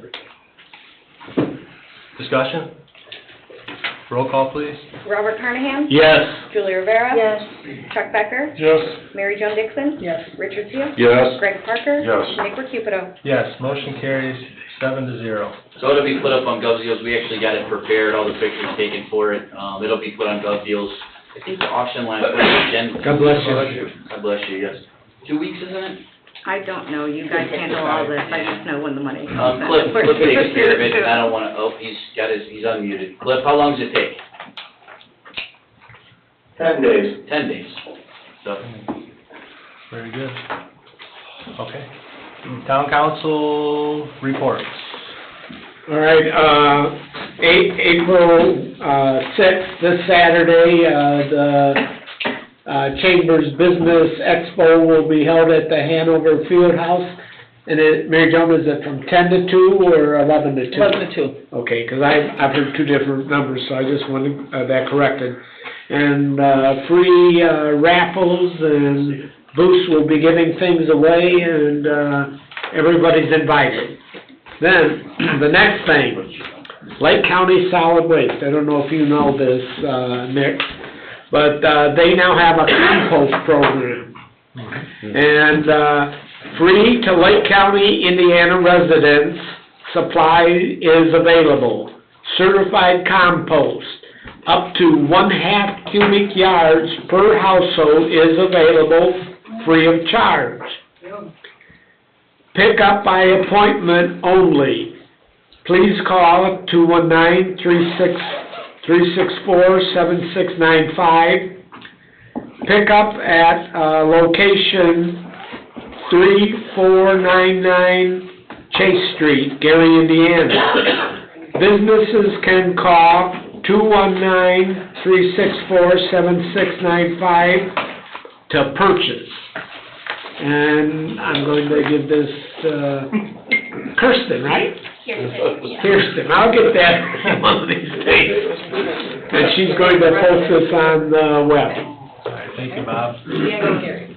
Any other town council reports? Yeah, I have something. I think we should mention, the meeting that we had with Dredge America on the 25th. So, Eco Restoration Committee meeting, essentially, Mr. Parker, Carnahan, myself, Jeff, our, Dave, and our engineers, we, talked. Jennifer was there. And Jennifer, we talked on Zoom with Dredge America, explaining the situation. And sad to say, the $800,000 that's left in the contract will buy us about 15 to 19 days, since there's no additional money with that 2.1 taken out and put back in sewers. Dredge America found out on March 20th when a resident called them. They said, in their words, they were blindsided. This has never happened before. So they will be, unless something changes in the next 3 days, they will be out April 8th, and they will be done by May 1st with whatever they can get out of the money remaining, because there was a retainage, there was demobilization fees, there was money that we owed them, right, Jennifer? That's coming up. They would be entitled. So, you know, they were understanding, but at the same token, they're a family-owned business, 40 employees. They hired additional staff to do this project. Didn't know, so they mobilized again. So that was like $100,000 they said to mobilize. I don't know what to tell you guys, because they did say, and I think Jeff, we talked about getting back to them by Friday, because they're coming back on April 8th, but I don't know that anything has changed funding-wise. Did you have a meeting with Mr. Tippy? I did have a meeting with Mr. Tippy. I mean, there is Monsanto PCB settlement money, sitting in town, or sitting in the county. We're in consideration of it. So is Lakedale. They have a project that they have in mind. So, nothing's very clear, nothing's very concise as far as anything that, to be forthcoming. They didn't give you a date of when they might make a decision? It would be at least 60 days. And that was, I don't know, Kirsten, what was that, last week, or was it the week before? Last week. It was last week, so. Yeah, Yes, that's right, I was there, yeah. Dredge America, they can't sit around and wait. Time is money. They, have another project they could possibly be working on. So, Jeff, can you get back to them by Friday? I certainly will. I mean, we do have some credit in, between the as-built and where they thought they would be, and the actual biometric,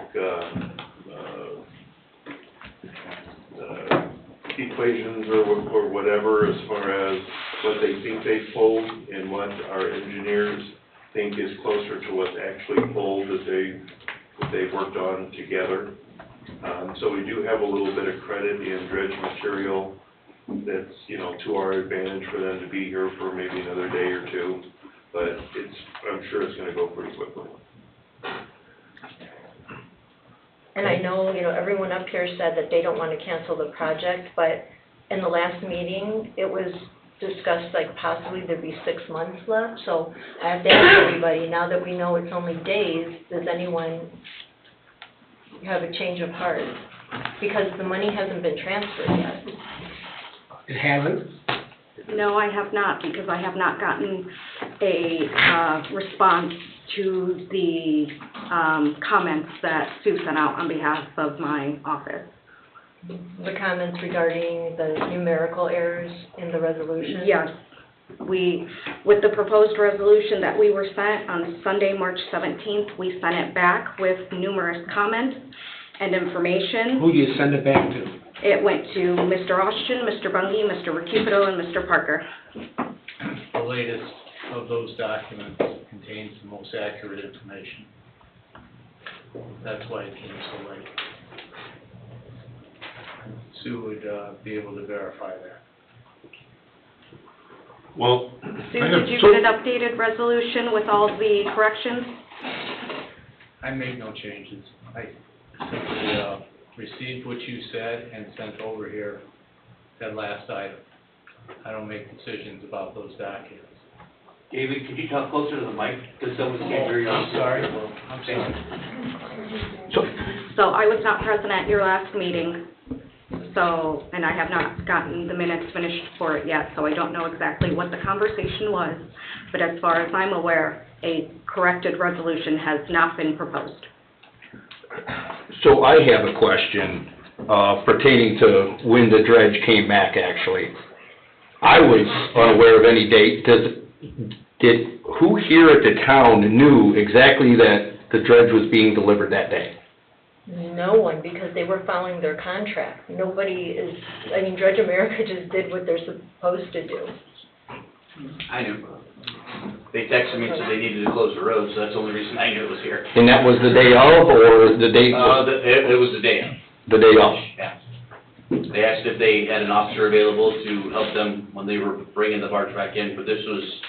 Did anybody else, I mean, who else knew that it was being delivered that day? It was under contract, so I don't think it was something that they were supposed to be letting you know when it's coming and going. Is it under contract, right? I believe so. Yeah. Dave, is that resolution good? In my opinion, it is as amended. Okay. Fair enough. I will send over here again a clean copy. What is the resolution number? Because I thought that was wrong, like 1337, 1377, I don't what know. is it? The title has been errored. Of what? The resolution is 1351, but in the title of it, it stated that it was amending 1377, which is incorrect. It's 1337. I'm just a dreamer, but I'm thinking if the money hasn't been transferred and if we now know that it's days left, not 6 months, and we can't hold out for county money because that's not promised. Actually, the letter to Mr. Tippy I have right here, it's asking him for money, additional funding for alum treatment and to dredge additional parts of the lake. It doesn't say... Which dated, is that the one that's got my name on it? Yeah. Yeah, okay. So, it says the town is seeking the county's help to fund the removal of more material from the lake and to provide the alum treatment. So this is kind of like on the back end, once we've completed what we've already paid for, through Dredge America, through the end of the contract. So, I mean, we're asking them for something on the back end, not to, like, pay ourselves back or supplement us, I guess, is the correct word. Well, there's still other funding sources with the state and with the money that Don Oliphant had requested, which was for dredging and alum treatment as well.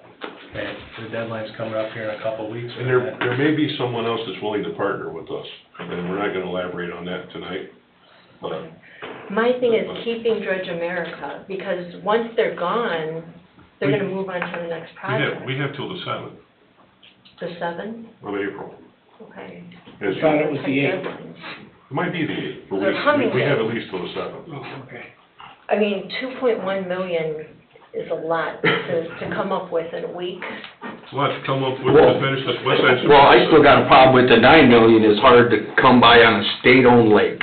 $9,250,950,953. $53. Right, but so much of that's already been spent, so it's like we've already spent that money. We can't get it back, and we can't get to the point that the end of this project that the lake is supposed to look like. But from what the DNR was just saying, when they were just here with the fishery, the way it's right now, it's not gonna be that way, because basically, the ideal is drain the lake basically down, put plant, well, I thought they said, you know, if they lowered the water levels, put plant life all along the shore, and it's, you know, are we not gonna have boating for the next 4 years? I mean, we're not draining the lake. Well, part of the we have DNR, a plan. DNR thing say the correct way to do things would be to do a drawdown if they were gonna do a fish kill. There were so many other things they spoke about, they can't even get the chemical to do a fish kill. Cause it's not approved. This whole thing was so poorly planned, it's ridiculous. And they sounded like they didn't wanna do it now. If you guys don't mind, I prepared a list this evening because, as the council knows and some of the public knows, we had been, I don't want to use bombarded, but there was a flurry of emails that went out before we considered to transfer this money. A lot of people and a lot of misconceptions. And frankly, the expectations of the public cannot be met. Based on, especially when we had the DNR meeting on the 26th, when I hear about the fish kill and we got documentation about how long an alum treatment lasts, and I think it's our duty to inform the public really what they were going to get and what the expectations are for this project, because for some reason a lot of people don't understand this. So there's basically three elements to this dredge project. There's the dredging of the sediment that comes out of the lake. There's the alum treatment, which is not yet funded. And there's the fish restoration, which is a kill of millions of fish, and then the restocking of the lake. And then the last one, which, Cliff, are you available? Yes, sir. Do you have that video I shared with you earlier? Yeah, one moment here. This is a video that was taken recently, and you hear about this time and time again, and there was a handful of people out yesterday that were taking videos of this yesterday. It's going on right now. If you go over to Lauerman Street, and you go along that ditch, and you go along Sleepy Hollow, this is the type of stuff we should have been correcting. I don't know about you guys, but I don't want my lake looking like this. And this is the stuff that's going directly into the lake as we speak, as we sit here in these chambers. So this is the fourth element of this project. It should have been addressed in entirety, and I know that there's been a lot of work done to it, but this is the stuff that's still continuing to happen in this lake. Here's another thing I haven't heard, and not to interrupt you, but I think it's pertinent to what you just said. We've got a dewatering facility that is probably a hazardous waste site, and I haven't heard one person tell me what it's gonna cost to clean that up or how it gets cleaned up, even if this is completed. I've not heard anybody talk about that at all. How many millions of dollars are connected to that? Well, So, that's something else that's unaccounted for, Greg. And Something we need to ask our engineers and. I asked Don, there's been no plan for it, and it's gonna sit there as long as it sits there, till somebody comes up. Yeah, that's what he told me. And who knows how long it could sit there with the water content of it, but I wanted to clarify for the public, because there was a handful of us here for this DNR meeting, and these guys that came up for I think they're fisheries biologists, Yeah. it was. Now keep in mind, let's back up. The lake dredge itself, so to clear up any misconceptions, according to Christopher Burke's site map of this lake, 20% of the lake surface is getting dredged. We had people telling us about, this lake gonna end up being clear and they're dredging everything. That's not the reality of it. If this thing gets funded to completion, 20% of it gets dredged. And shorelines aren't getting dredged except for a couple small specialty areas. Most of the depths being dredged are between 4 and 8 feet. Mr. Bungie has a map there that has all the marked areas of dredging in color. So, just to clear any misconceptions, this whole lake wasn't gonna be dredged. It wasn't all gonna be done along the shoreline. Wasn't gonna be deeper. It wasn't gonna be deeper. This project commenced with no funding for the sediment dewatering facility remediation, no funding for the alum treatment, which is obviously being worked on now. And basically, to summarize what the DNR said, and this, I think we have the stream is on our YouTube channel if anybody would like to watch it, but per the North American Lake Management Society, alum treatments, which are used to improve water clarity, may be effective for 5 to 15 years, with a potential cost of $1 to $2 million. The fish kill, which can happen rather fast, it would take 7 to 10 years for those fish to end up coming back to become just a decent fishing population. And the reality was, and you guys that were here and anybody watched it, they said that it has a very low likelihood of success. Right, because they indicated that when they did it back in 1966, they didn't hit it with everything that was coming in, and a lot of these, species came right back in, and they're back out in the lake again, so. Yeah, it could become worse, exactly. And of course, as Rich said, the chemical that's used for the fish kill is not available. They don't know when it's ever gonna be available, if it's gonna, if they end up getting I think the permit for it. EPA permit. So you got an alum treatment that is good for maybe 5 to 15 years at a cost of upwards of $2 million, which we're not gonna have the money to do that again in 5 to 15 years. If we get the money now. And I believe the DNR said that they don't either. And they don't either. And we also have a fish kill that's not gonna last, or a fish restoration that won't last but 5 to 15 years.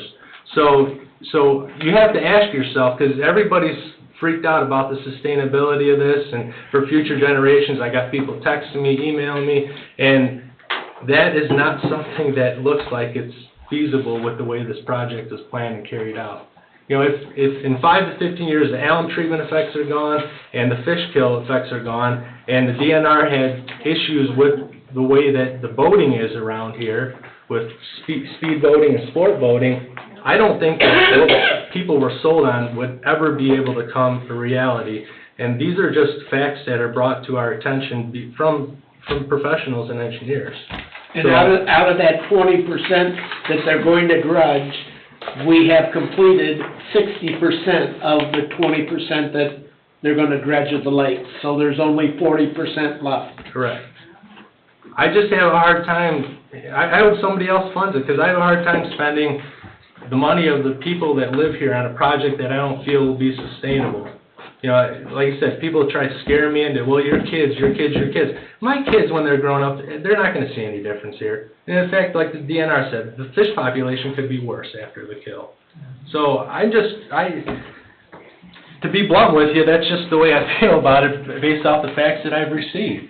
So if somebody else wants to fund it and move forward with it, and we're working on that, then so be it. But I can't see dumping more of the residents' money towards a project that doesn't seem to be sustainable. So don't you think for the last 40 years, don't you think for the last 40 years they've been looking into this? We had the Eco Restoration team working with the Army Corps of Engineers. You know, people are like, why didn't you go with the Army Corps? Army Corps had the same plan essentially with the alum treatment and with the fish kill. You mean to tell me all these experts that work for the government were all wrong? They just said, yes, Cedar Lake, go ahead. Give us your money, and the lake's going to look exactly the same. Well, the information I just gave you, Julie, is that wrong? Well, I don't know who they decided. It came from the DNR. I went to the DNR meeting. And it's the DNR probably, you know, has to say this at every meeting. It might not work. You know, the fish might take 10 years. It's okay. 10 years is going to go by in the blink of an eye. If we can get to that point. And it lasts 15 years? If we can get to the point, I mean, you can find facts and you can talk to 5 different experts and get 5 different ideas, but I'm going with Dredge America are experts at this. The Army Corps of Engineers are experts at this. You know, I wish we had people online like Don that knew some more about it as well. I'm just saying that they can't all be wrong. The Army Corps can't be wrong, and Dredge America are engineers, and, you know, I watched the DNR meeting too, and I didn't take it as such a dire, I mean, they did say sometimes it worked, sometimes it did, they were very non-committal. They said they had a low likelihood. Well, they also said that all lakes like that fill up in time, if you don't do anything to it. So when are we planning on dredging again? Because we have to. We're asking for that additional money from county if we had left our money in, and also from the state, from what Rick Niemeyer and Mike Aylesworth, but that's not going to be till next year, and that could be $2 to $2.5 million, which would give us additional dredging. But again, first of all, Dredge America was the lowest bidder by far because they're a very small company. We're not, once they're gone, we can't expect to ever get them back. So let's say we get a bunch of money from the state next year. They'll never come back? They won't come back and get that money? Well, they're I assure you they will. They have another 4-year project to start. So why would they stop what they're doing in their next project? They only have 40 employees. They had 34 until they hired more people for this. I mean, and like You know what, the trustworthiness. I just had Rich, I wanna answer your question, because we can plan for that. How soon will we need to dredge this again? 15, 20 years? If we start charging more for sewer funds right now, we'll have more sewer money to put into the lake dredge in another 25 years. That's what everybody wants to do. But in the meantime, our sewers still suffer. Yep. I spend my money like, I spend taxpayers' money like I spend my money. And when I see that something's not gonna be sustainable, because the experts are telling me that it's not gonna be sustainable, then, I mean, are you okay with spending money on something that isn't sustainable based off of what the facts are? Well, I would like more facts, and I would like more people to weigh in on it, because you can ask 5 people and get 5 different answers. I'm going by my 9 years of meeting with the Army Corps of Engineers and Dredge America. Okay, well, fair enough. Okay, and obviously I'm not gonna change any minds I guess here, but the question is, did anybody have a change of heart? that's my question. Did anybody have a change of I heart? did not have a change of heart, and in fact, after this meeting with the fisheries biologist, my feet are planted firmly in the ground. I didn't have a change of heart either. So And I respect that, Nick, but at the last meeting, you agreed with someone in the audience that there's about 6 months left. yeah, that's if we could find a way to fund it while we're doing the work, and then we pay the stuff on the back end afterwards. You know, I looked at a photo op from a newspaper article from the Times. I think I can still pull it up here. Is it the one that was on Facebook, Hang on a this minute. morning? Hang on a minute. There's a photo op here, got the previous town council, Randy Niemeyer, Jerry Tippie, Rick Niemeyer, Bob Gross. The county certainly has the capability of keeping this thing going. Even if it took 60 days for them to commit the money, they certainly have the capability of keeping this going. They were here for the photo op. So, if they're really committed to this, the opportunity is certainly there for them to participate and partner with us, or other government entities or representatives certainly have the opportunity to partner with this community and keep this thing going. We're just not gonna do it with sewer money. I just want folks to just know what they're getting, Julie, that's it. And if people are okay with that, putting money into this to get that kind of lifespan out of it, hey, everybody's gotta live with their decisions, but based off of all those emails we got over those past few weeks, I had to share this with people because their expectations cannot be met, even if this thing's fully funded. We're the only ones that have funded this. Well, CLIA, $400,000. That's, Out of 9 million. Well, I mean, they were private citizens. The Lair grant. That's 600,000. I don't think it's too much to ask for another entity, particularly with settlement money, which isn't taxpayer money, to commit to spending $1 million on this project if it is to continue. How long would that get us? It'd get us into next year until you see Sure whether would. the state's gonna have any money to input into it. And that, lake enhancement money, residents, I paid $500 with, and got a sign, I pledged to dredge, and all kinds of other people, so that money came from, citizens. That's what I said, 400,000, so. Now, isn't there something in the contract that we? Well, in theory, all of it so far has come from citizens, Yeah. except for the Lear grant. TIF, that newspaper article I was just citing, 3.9 million of TIF bonds also went into it, if that's correct. And we don't have a facade grant fund anymore, why? We don't have hardly any funds for anything. There's the figures down there. Yeah. Well, 3.9 million RDA lease rental bonds. What did we put up for that? Does anybody know? We had to put up something for that, right? There's some road infrastructure, So we put up all the roads. not all of them, How many? probably a mile and a half's worth. Mile and a half of road? Repairs. As collateral That kind of covers Bowen Road, great. for $3.9 million. If I lived east of Moore Street, I would be I would be bursting into flames. Those residents piled up in chambers here and complained about their roads that they haven't ever been touched. They haven't, because Since they the haven't. sewers were put in. I have to face them all the time. Which is a disgrace. Any other discussion on this item in particular, or any other town council discussion?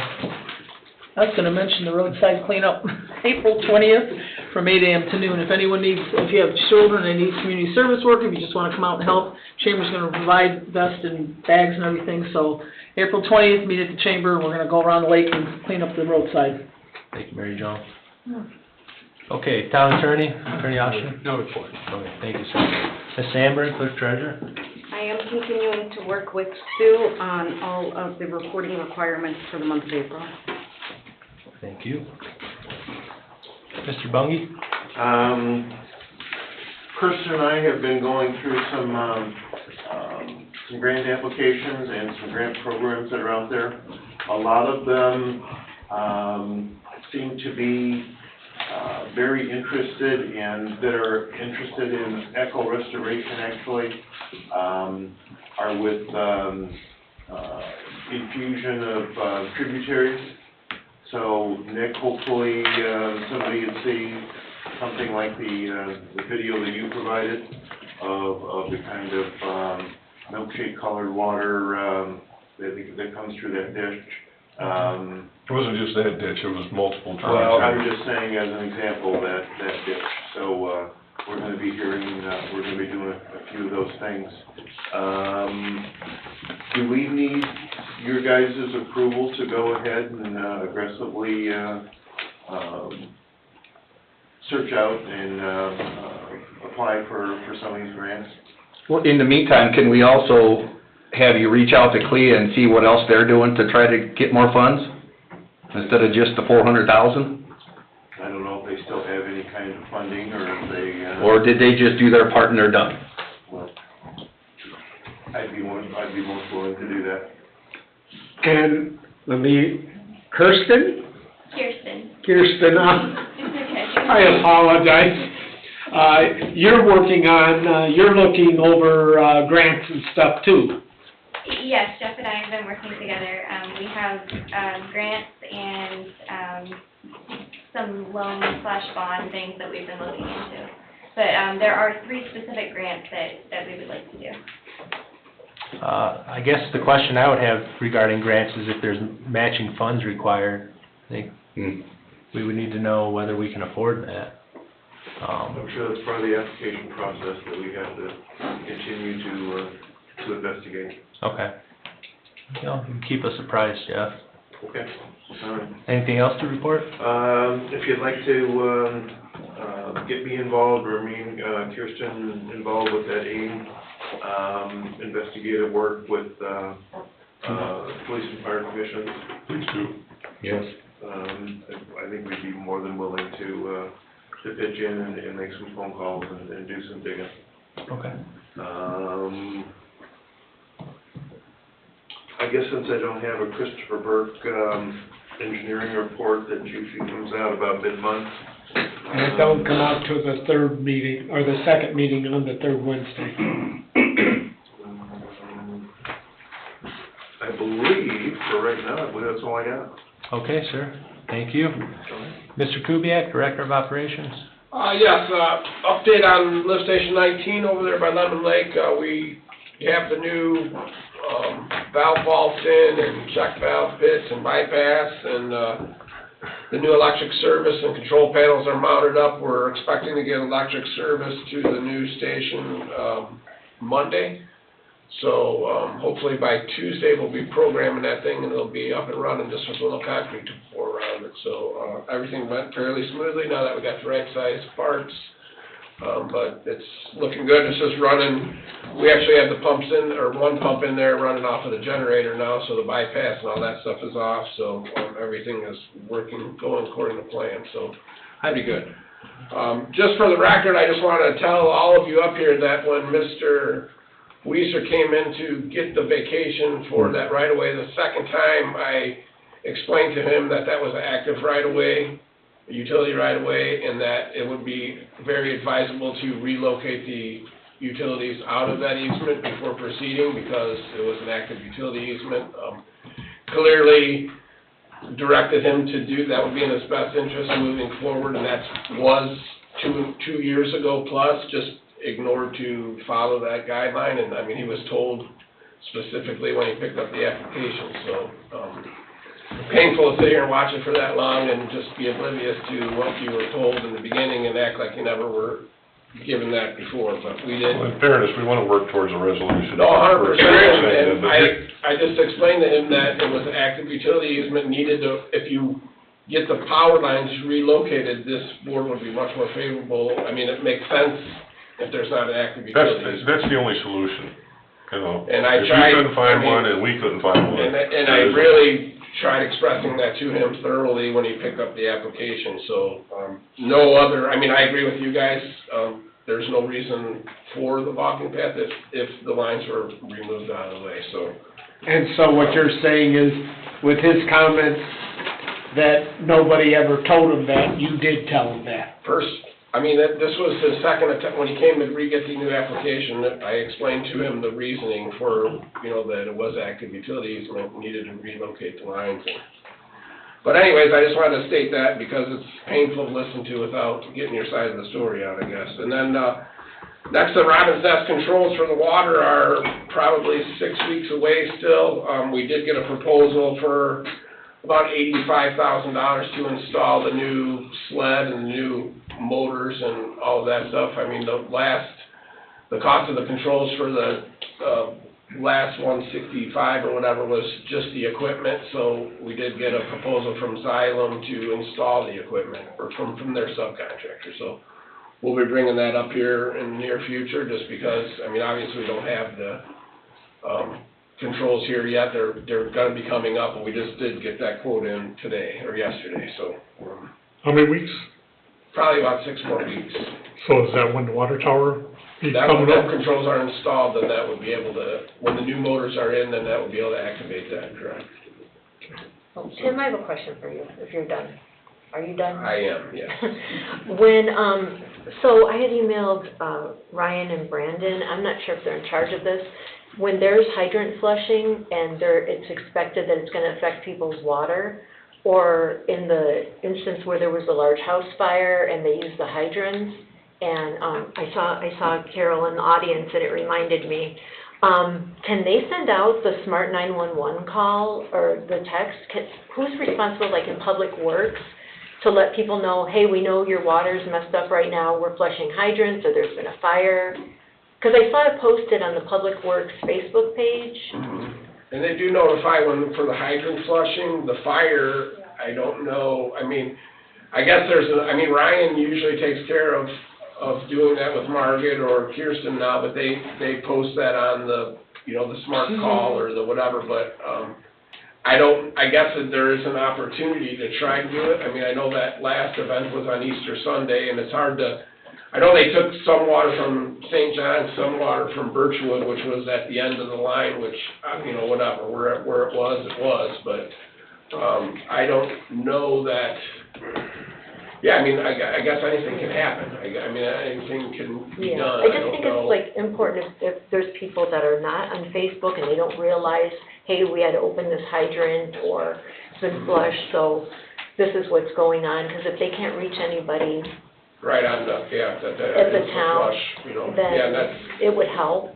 The fire department notifies the water department every time a hydrant is cracked open, Okay. right. no matter what it is. So if somebody. If there's training, we pre-plan that. Okay. Yeah, if somebody could just send that out, because I know a lot of people want more information on that Smart 911 text and phone calls, and it might help alleviate also the calls to the town, if they know. Yeah, that's Ryan does that, so I don't foresee it being an issue.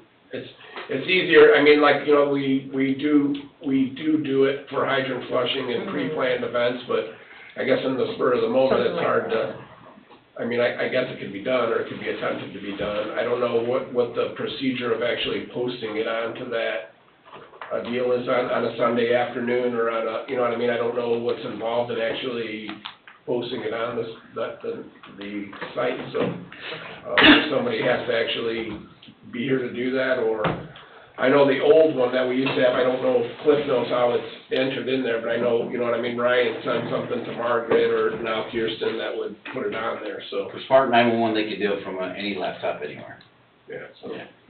anytime. All right, thank you. Could I say something about that now, or do I have to wait? Can you wait? Public comment's coming up. Yeah, we'll have a spot for public comment. Okay. Yeah. Police Department, Chief Fisher? Nothing, sir. Okay. Chief Wilkeny? Yeah, I have a few things, just to elaborate on the fire on Easter. We had a $1.4 million fire home in unincorporated Hanover Township.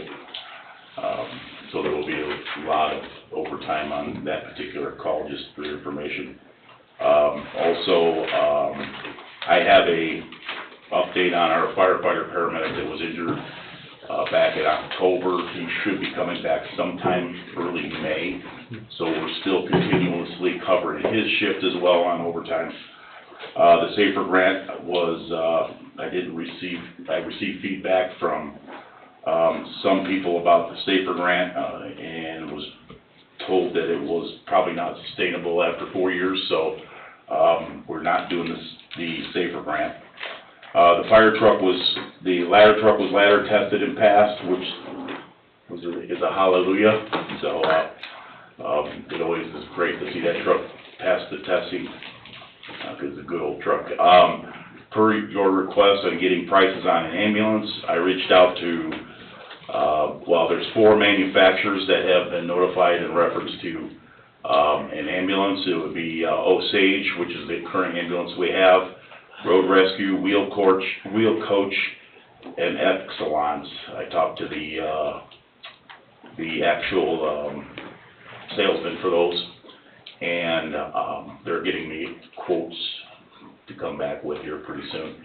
It takes a little bit of time to get them together because of specs and stuff, so we should have something in pretty soon for your consideration. I also do have an old squad that we need to decommission because it's a hand-me-down from the police department, and they wore it out and we wore it out worse, so it's ready to go. That'll be coming up for consideration as well. Also, the state of Indiana did declare a declaration of an emergency for the eclipse on Monday. It was an interesting read on what they feel could happen during the eclipse, just due to the traffic that's going to be coming through the state of Indiana, and the 41 corridor, I-65 corridor. So that's it. That's all I have for my report. And with that, at the NERC meeting, Indiana Department of Transportation was there, and they said that they are removing all cones from road construction, and the only cones that will remain will be cones where bridges have to remain closed. But they're going to open it up because of all the people that are coming here to the state of Indiana. And Indianapolis is supposed to be one of the best places to watch it. So we're gonna make sure we have enough staffing to cover the next place. Thank you, Chief. Fire Department, Ray? Nothing at this time. Nothing? Okay. I got a question first. Go ahead, John. Maybe you got, rain barrels for sale, right? Yeah, we're currently running a fundraiser with rain barrels, and its delivery will take place in June. And you can come into the park office and get a form, or you can do it online via our website. How much are they? They range anywhere from, depending, but like $75 or $70, but if you do the mail-in form, it's $67.50, a rain barrel. And we're doing composters as well. So it's cheaper to go mail-in, I mean, you have to pay for the stamp, but online there's a service fee.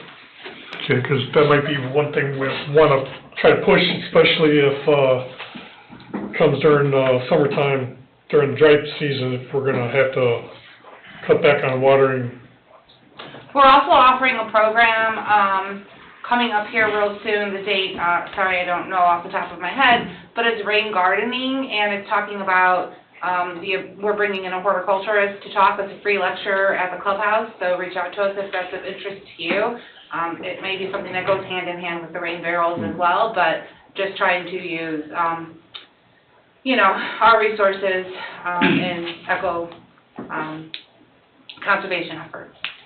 So what he's trying to say here is that the people on the west side of the lake, it would be a good idea to purchase these and use these rain barrels because they may need to use them this summer if we have to curtail the amount of sprinkling that can take place. I'm not that kind of saleswoman, just a fundraiser. Well, I never did that. Bob's a salesman. Are you going to commission? No, just looking for the good of the town. All right, Do you have those mail-in forms? thank you, Mindy. Written communication, Ms. Sandberg, do we have anything? I have not received anything. Okay, thank you, ma'am. We'll move on to public comment. Okay, please come on up, state your name and address for the record. Stay here because of my arthritis. I Yeah, can sure. talk loud. Is Yeah, that not a okay? problem. Okay, so at 4 o'clock in the afternoon. Your name and address? Oh, I'm sorry, Carol Kerr, 9900 West, 129th Place. Thank I live in you. Monastery Woods. I can look at the clubhouse out my kitchen window. 4 o'clock Easter, I have company. They're from out of town, a dear uncle and his elderly wife. He goes to the bathroom, he comes out, and he said, Carol, I think you need to take me to the emergency room. I said, what's wrong, bud? He said, I'm bleeding. I go in there in the bathroom and I look, and it's bright red, and I'm not exaggerating, material in that toilet. And I'm thinking, I said, do you have kidney stones, or have you had cancer? No, I've been okay, I'm not in any pain. So I said, wait a minute, let me just go look at the other bathroom, and that water was more like brown, and he hadn't used that. So I'm like, oh, not this again. And then look at me, I'm serving dinner with water. I have a reverse osmosis in the kitchen, but to be honest with you, I use that to drink, and then I pour that even to a Brita filter. But to fill a big pot, a lot of times you just use a regular tap. So now I'm going to serve my guests, making coffee, and I'm telling them from there, but I could see they were very uncomfortable. They trust me, they were comfortable. So we get warnings over that 911 system for 2 stop signs. I got them last week. Okay, there's a stop sign being put up on 41, another one on Parish. And no one calls on this. You can't get a hold of Ryan Kuiper. Does he have a secretary? If he does, she doesn't answer the phone. You call him, you don't have a secretary? Because I called you the next day and you never called me back. 2 days in a row. You don't get any answers, so you don't know what you're drinking, okay? You don't know. Once before we had brown water, but that was some bearing wind, okay? My neighbor called the next day and said she filled her washing machine. It was all bloody red looking too. It wasn't brown, it was bright red blood looking. And then somebody else said they went to brush their teeth that night and the spigot in the sink, which mine weren't, mine looked clear. But you could have occult rust in there. So they're poor communication. Department heads don't help you. This young lady eventually helped me. She knows her stuff. Maybe because she's military, she cares, okay? She called me back. The other person that helped me out when I called like 2 days later, because it was a holiday and understandable, but Jennifer Sandberg will help you if you call her. Kubiak, I don't know if you don't have a secretary, but no one answers your phone. Why is that? Why doesn't anyone answer your phone or call you back? I think my line at the office here just goes to nothing. I don't know. It's what? I don't think I have a line here at the office. You don't have a line at your office? No. You're not responsible then as a department head? To be honest with you, I mean, your calls, everybody sees your number on the caller ID and runs, because you answer everybody that calls here. Oh, really? Because I've called a few times to try to get answers? Am I calling to harass you? I have probably 50 messages at the Public Works. 50? You didn't get 50 messages from me. I have 50 messages of you on the voicemail yelling at the girl. That's a lie. I called you 50 times? I can provide them for you. Provide them. I'd like to see that. I'll bring them. Okay, because all you have to do is answer it and call somebody back. So why did we have bloody red water on Easter? Why? It was from fire hydrants being opened up and surging the water lines. That's what it was from.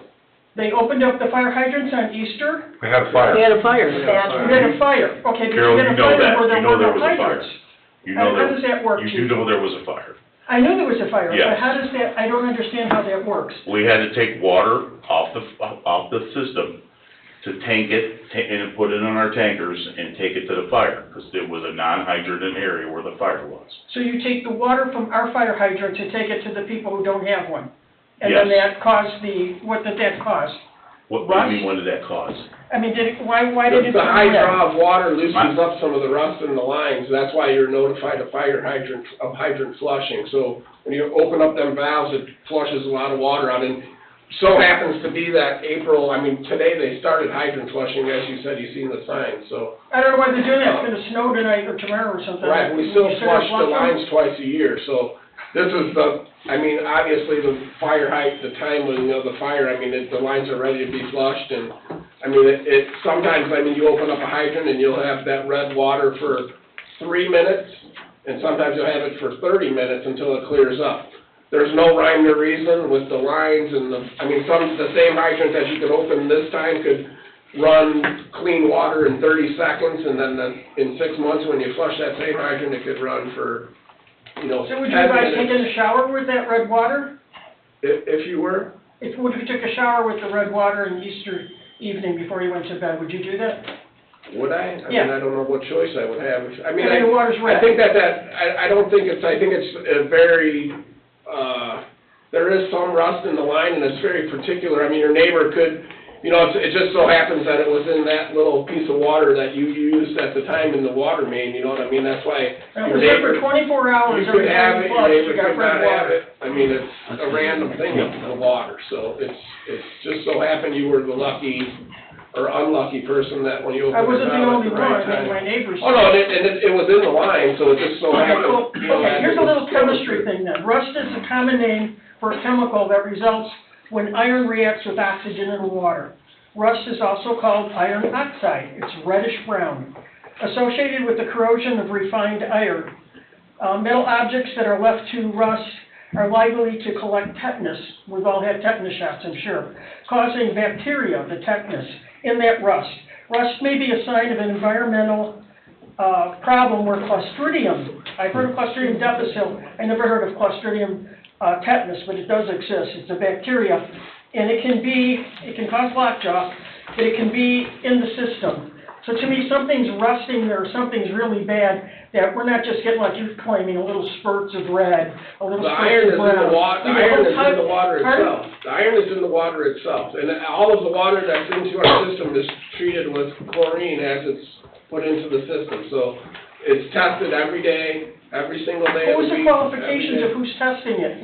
What is their qualification? Who tests it? Ryan Kuiper's, the water department, What is his status with that? What's his qualification? Does he have a degree? He is a certified water operator, He's yes. a certified, okay. Okay, so iron, and so we're ingesting iron, whether you see it in the toilet bowl, because even though my neighbor, she's seeing it when she's brushing her teeth, and I'm not, but it's there. So you could have what they call occult, just like you have occult blood in your body fluids. It's probably in my drain, because it's coming from the same place. It's probably in my tap. I just don't see it, right? Okay, so iron is reported to contribute to arteriosclerosis and atherosclerosis. It can increase the carotid artery with iron overload. Iron can cause vascular aging. Too much iron in the heart can cause irregular beats. Symptoms are nausea, vomiting, diarrhea, stomach pain. Over time, it can accumulate in your liver and brain. So it's not like something you can play with. And, how would you feel like if you paid $250,000 for a house 6 years ago, you have company over, and this isn't the first time we've had, iron, this material show, and then you have red blood liquid in your toilet, and the town doesn't even notify you. What are you supposed to do? Like, hey, call 911? I have red toilet bowl water. Carol, the last thing we wanted to do on Easter is disrupt anybody in this town for having their Easter party. My guy spent 7 hours on a fire, on a devastating fire for a family within the Hanover Township. We did not want to use the water if we don't have to, but we have to put the fire out. It is a total inconvenience. We understand that, Okay, but we hope the residents of our community would understand the fact that... Maybe they should notify the residents of the community. Notify if there's a stop sign. Please let me finish. Okay. Please let me. On Easter, it's kind of difficult. I left the family dinner with my family down in Lowell at a restaurant to go to the fire. Okay, so, it's inconvenient for a lot of people, we understand that, but we hope everybody would understand that the water was needed, the system was needed to be disrupted, so that we could put a fire out in a particular area that didn't have the luxury of having the fire hydrants. Okay. You know, we contract, Hanover Township contracts to the town of Cedar Lake for fire protection. And that means fire suppression, rescue, and ambulance service. Unfortunately, they don't have the hydrants out there, so we have to tank the water there. Isn't it a newer subdivision? Because I rode out It there. is not a new subdivision. I mean, The it looks like subdivision's newer been there homes. for 100 years. Okay, but there are newer ones unincorporated, and There is. I'm amazed, There is. maybe I'm a city slicker, I There would not is. buy a house if it didn't have a fire hydrant. That's not our prerogative or the argument for this town or place. That is their prerogative. We still have to provide fire protection. We have to do it the best we know how, and that means we have to tank water in. That night of the fire, we did take water from Cedar Lake system and from the St. John system, to try to balance some of it out a little bit, okay? So we spread out our tankers to go get water. Because we have red water for 2 days. Well, and I did talk to people that said their water cleared up in 20 to 30 minutes, okay? Well, and unfortunately, you were one of those that took that hit, but I hope in all of our hearts we understand that, you know, that family that was devastated, we were able to save some of their belongings.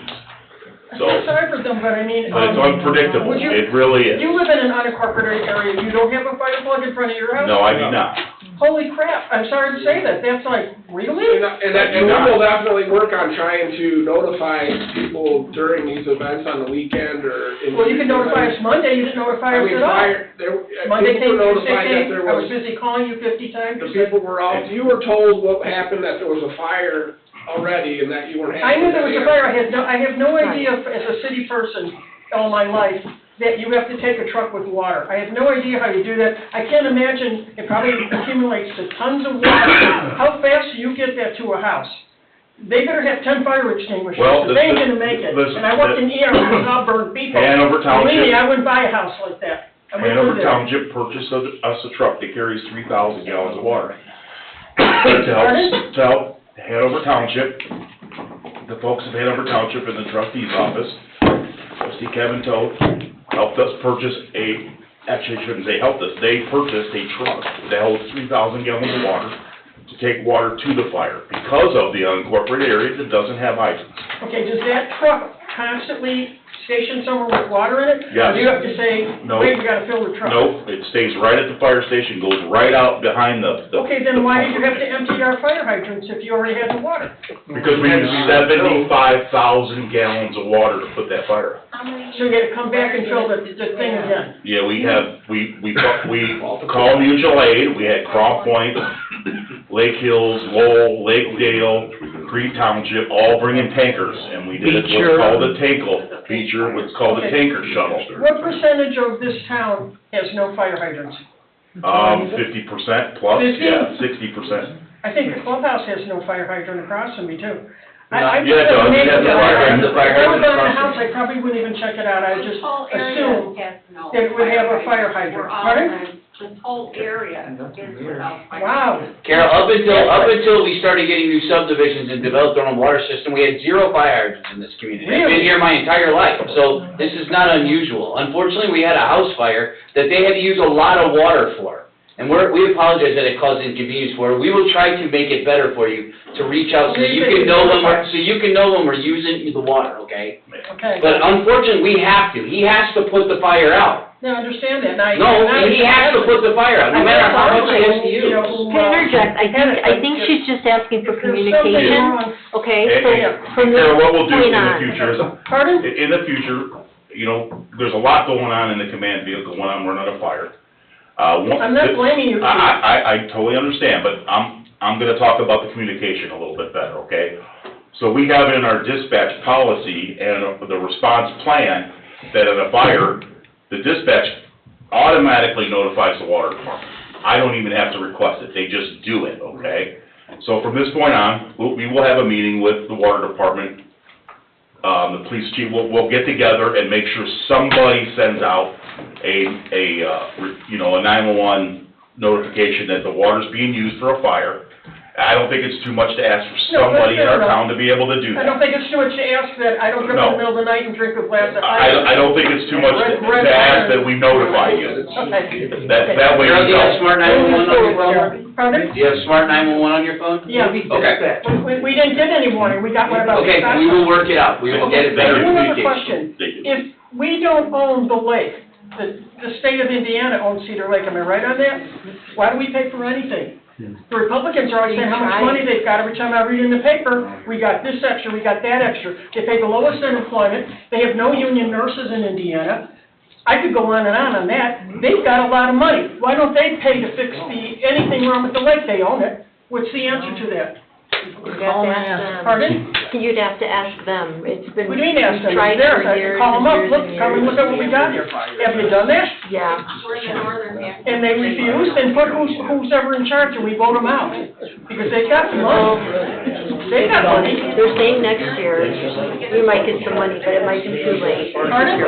I said, they're saying next year we might get some money from the state, it might be too late for this project, but. But why did we even pay 1 penny when Because it wouldn't get something done. we don't own? It's like me Because it's doing in our something for a town. neighbor and I don't own their house. It's in our town, we're Cedar Lake. You know, it's in the middle of our town. We don't own it.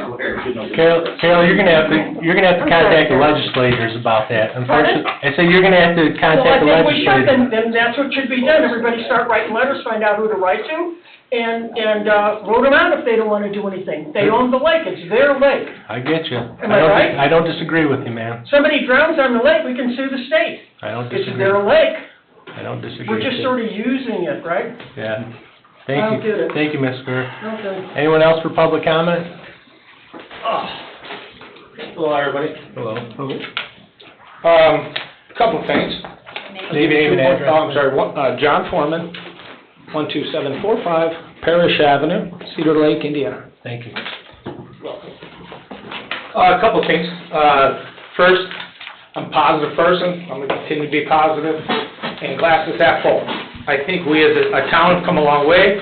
We're a way better community than we were 35, 40 years ago. Many of us grew up here. I know many of you sitting up there. First, before I read a couple comments on behalf of the taxpayers of Cedar Lake, one that I am a part of, I wanted to first, Nick, say to you that you're kind of speaking out of both sides of your mouth, sir, because you're saying you don't want to waste taxpayer money, but by canceling this project, you literally are going to be wasting probably equally to 2.1 million, maybe a little bit less. So indirectly, How so? because of all the cancellation fees and all the bonding that we still have to continue with. So now I'd like to start my statement. Do you throw more taxpayer money at something that's not sustainable? We've already approved the project. Do you do a road project, Nick, in South Shore, not finish the Road project? project can last generations. It's been proven this week that this is not gonna last generations like you've been telling We've me. never dredged the lake, Nick Recupero. No sludge has ever come out of that lake, Nick Recupero. You gotta start somewhere. And I believe Rich Teal is right. We need to, in 15 years, probably do it again. It would be a beautiful thing if we could grow the community, use additional funding in the future. I'm just making a statement, Nick, to you personally, because you made the statement that we're wasting, you always talk about taxpayer money. I do. We did project by MacArthur School, $4.some million. What if we just did half that project and we just quit? Guess what? We have to still pay for those bonds, Nicholas. We have to pay. I just want you to understand, South Shore subdivision, we only complete half of that project.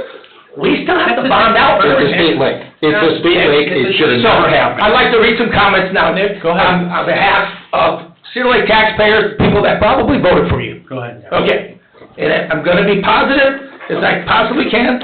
Annexation, we became a town in 1967. Lots and lots of sewage went into this lake prior to that. None of us paid taxes back then. Hey, can I stop you? County, no, please, if I could ask everybody up here, let me go through my comments. You made a false- You are a professional person at interrupting. You made a false statement, John. If you had a lakefront property, Yes, the sir. lake was your septic. If you lived Okay. away from the lake, you had a septic tank and a field. Good point. Are we or are we not at Glacial Lake where all the tributaries feed the lake, right? Clarifying that. Absolutely, you're 100% right, Mr. Okay. Parker, but we also have tributaries that feed our lake. That's what made the Army Corps of Engineers interested in our lake, is because we're a glacial lake where we have our own lake watershed, okay?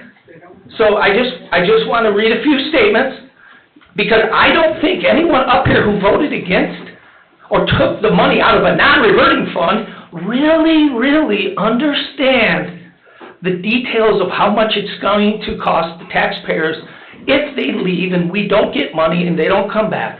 So this is important stuff. Okay, so this is all I wanted to say.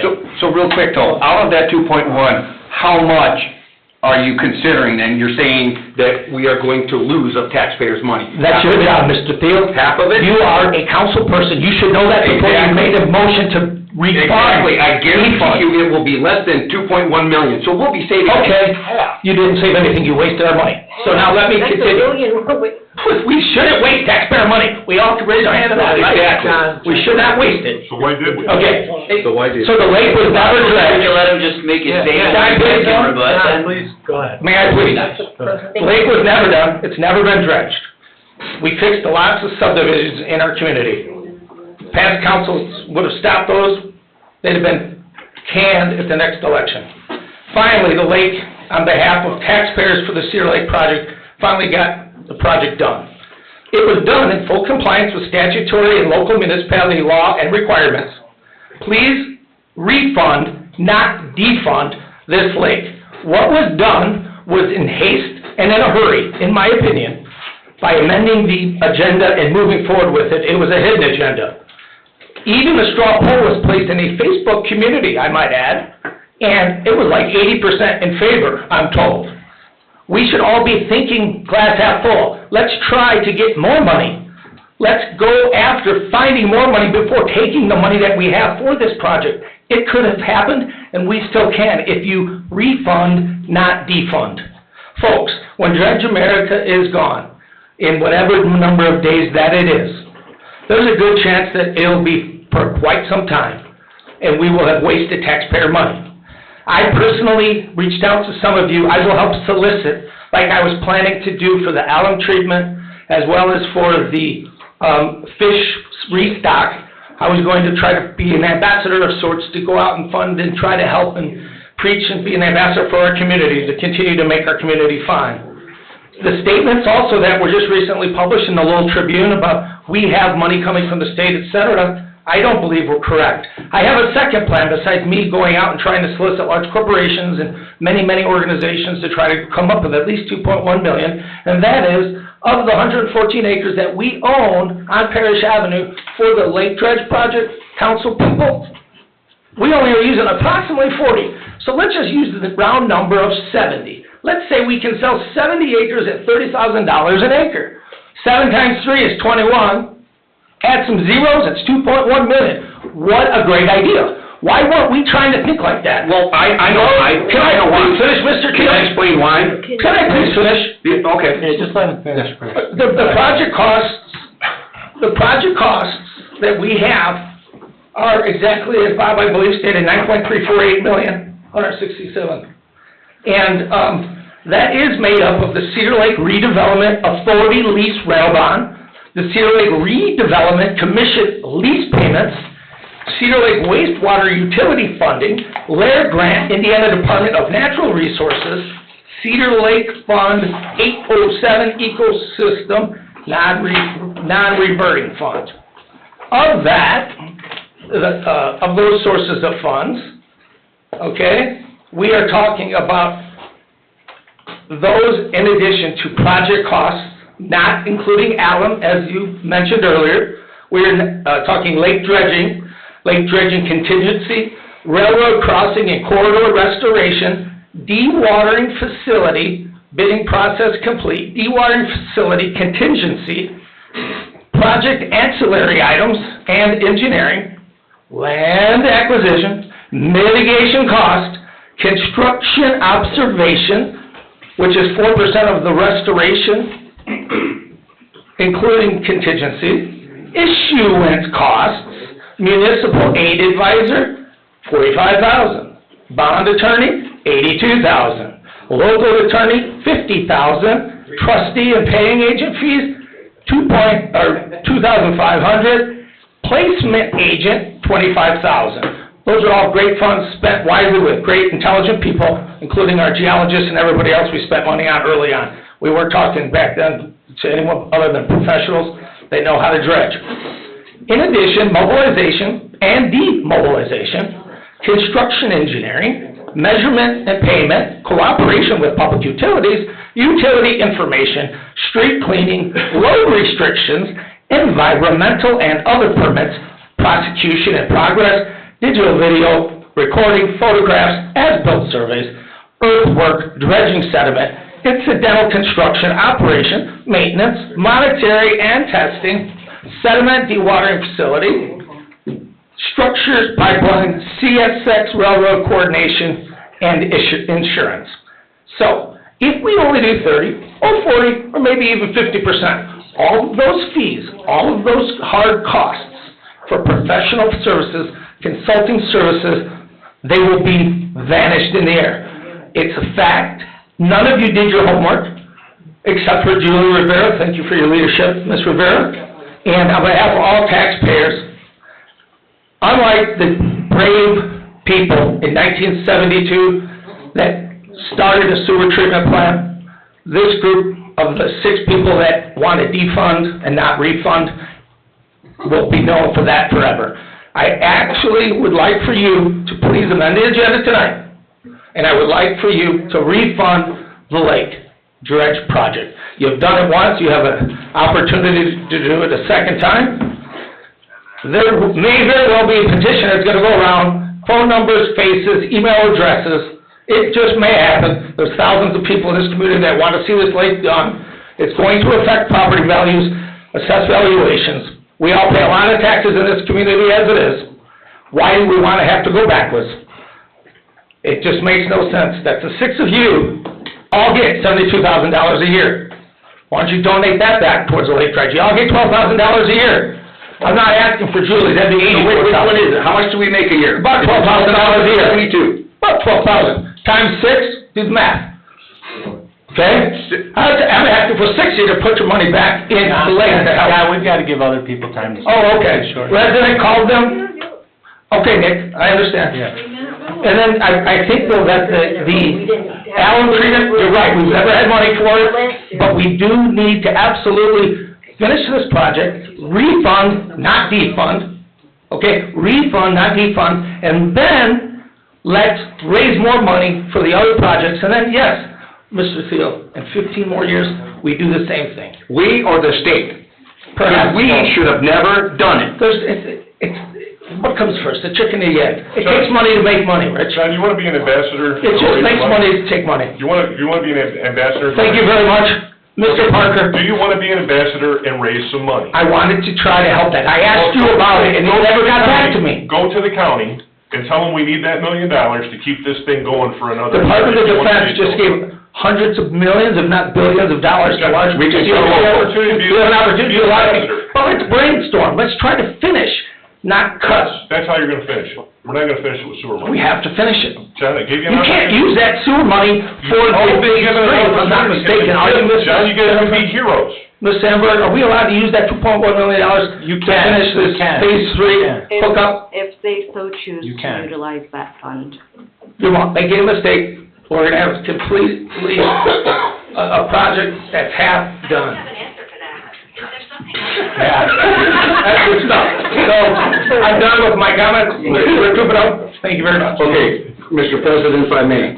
First off, with the poll on Facebook, the poll on Facebook, I am the one that posted it, and it was to prove a point. And the point was that Mr. Gross was going around and saying how this lake dredge was gonna benefit everyone. That is a false statement, it's an opinion only. So that is the sole purpose of that poll. So 20% feel it's not. So if it was one person out of everybody that filled out that poll, it just proves a point. It was an opinion and not a fact.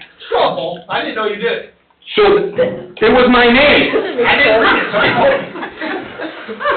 Okay, as far as the dewatering facility goes, It wasn't supposed to make sense. It was a joke. It didn't, because... so no, it was Okay. solely for the fact of it was an opinion and not a fact. the opinion of it was gonna benefit everybody, not a fact. Because 20% of the people that did that poll say it's not gonna benefit them. So now I'm gonna go on to the dewatering facility. The fact of taking 70 acres, do you remember the meeting like midsummer last year, John? When there was comments about Potawatomi Park, the pie in the sky dream with this underground parking garage, on where are we gonna have parks, because we're losing park space. I remember you saying, where can it be, John?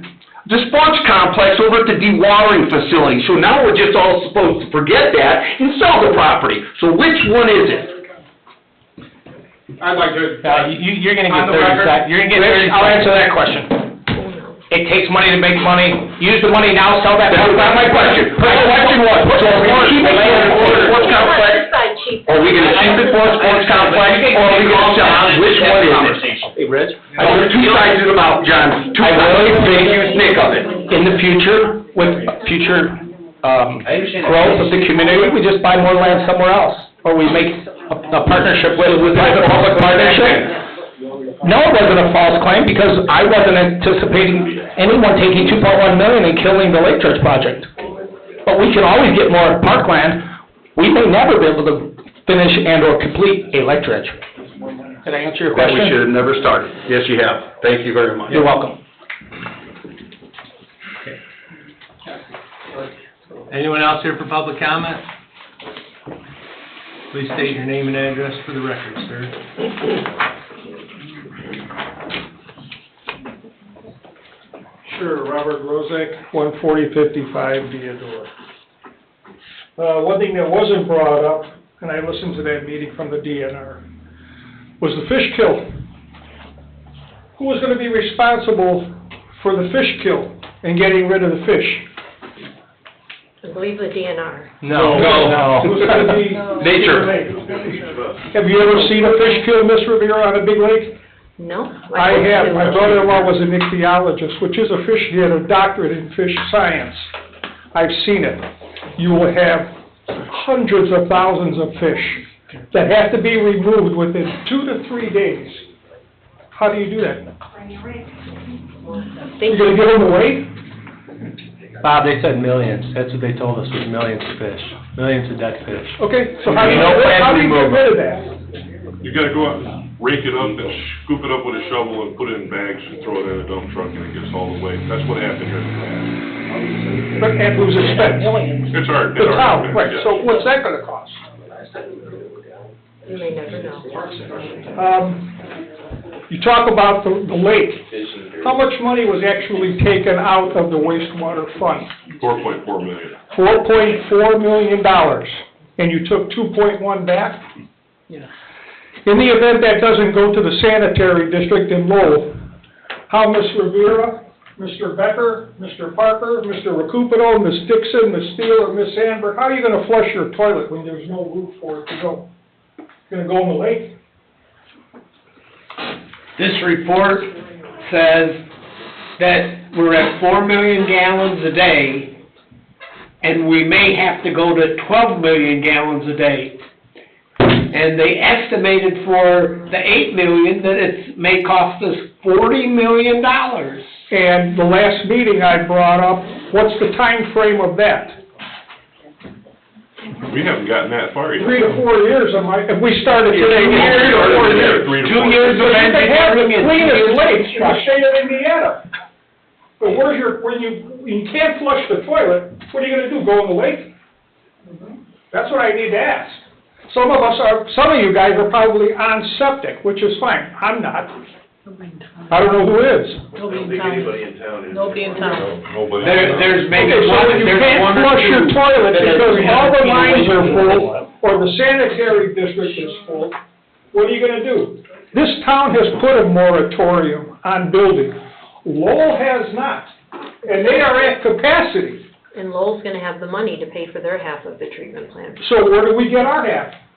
We're gonna, if we open up development again and have system development fees, if we do a residential TIF, 2.1 million isn't gonna be a drop in the bucket for half the wastewater treatment plant. 4 would have been better. It wouldn't become close to our half. It's so what we're you gonna- don't see We're gonna find other ways is to people fund don't it. care. we're gonna find other ways to fund this. We have to. I mean, we can't bank on 2.1 to pay for that half, but. We're just banking on it to finish the west side sewer interceptor. That's all. Thank you. I'm glad you brought these. One more question too I had for, the director here. I too made a phone call. And I only made 2 phone calls to the director of office. I did not make 50, and I never got a response. Where did it go? Where did you call? I talked to some young lady when I called the number that's on the website. We had a backup on Deodore at the ponds that are back there, because there was, appeared to be an obstruction. And I didn't hear any, I said, I gave her my phone number. I said, whoever comes out to look at it, give me a call. I'm very familiar the way flows and water goes, because I work for the sanitary district. I never got a call back at 3 o'clock. I called back and said, is there any updates? Well, I haven't heard back yet. I said, well, I'd like to get a call by 5 o'clock. These ponds are full to the max. Right, and I know the guys were out there on the ponds, and Monday, I mean, we had 50 calls and 400 stormwater problems, so I apologize for not getting back to you, but we had, I mean, we were running Who around. is responsible for cleaning the culverts under the road? Who is responsible? For cleaning the culverts that go under the road on, was it halfway? Yeah, I mean, we all, with the stormwater department, I mean, Because the lady told me that the town is not it depends on responsible for the culvert. halfway in Beacon. Yes. Well, that depends on if it's still under development, underneath under the performance bond, or if it's a maintenance bond, or if it's the town's yet, and I don't believe that is the town's responsibility. Because I'm getting confused on when does that, whose responsibility is it when it goes to a private HOA? Well, it's still the town's responsibility after the town takes responsibility for the roads, but I believe that. Well, you guys are doing the roads, you're plowing. We are plowing on half day, so then it is the town's, so. And I know that the guys were out there checking the culvert on that road that day. What did they find out? I don't know. See, I asked to have, I specifically said to have them give me a call. I don't work. Right. I'm retired. Well, again, like I said, we had a lot of issues in one day, and the day is, it's 6 o'clock before you blink when you have 47,000 directions, so the phone calls Okay, are. so it's not just her with but- 50, I made 2 and they got a response, and I want that, you should make some type of effort to get back to somebody. Right, Whether it's a and I text or do phone make call. an effort to get back, but I did not, I don't know that I received your message for sure, but I probably have it. You also said that you do flushing of the hydrants, which is fine. Where does that water go? Same place, storm Okay, sewer. it's contaminated with iron, rust, Iron. so it's all going through those creeks, and if the video you saw, it's going right out to your lake. Same thing. Thank you. Thank you, Mr. Thank you, Grossman. Anyone else here for public comment? Last call.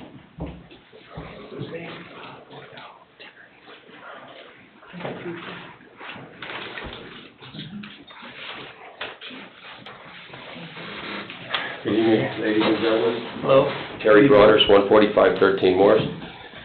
I just wanted to come up tonight and clear up a couple of things that were said by... Got an orange shirt under that orange shirt? And then one under that, sir.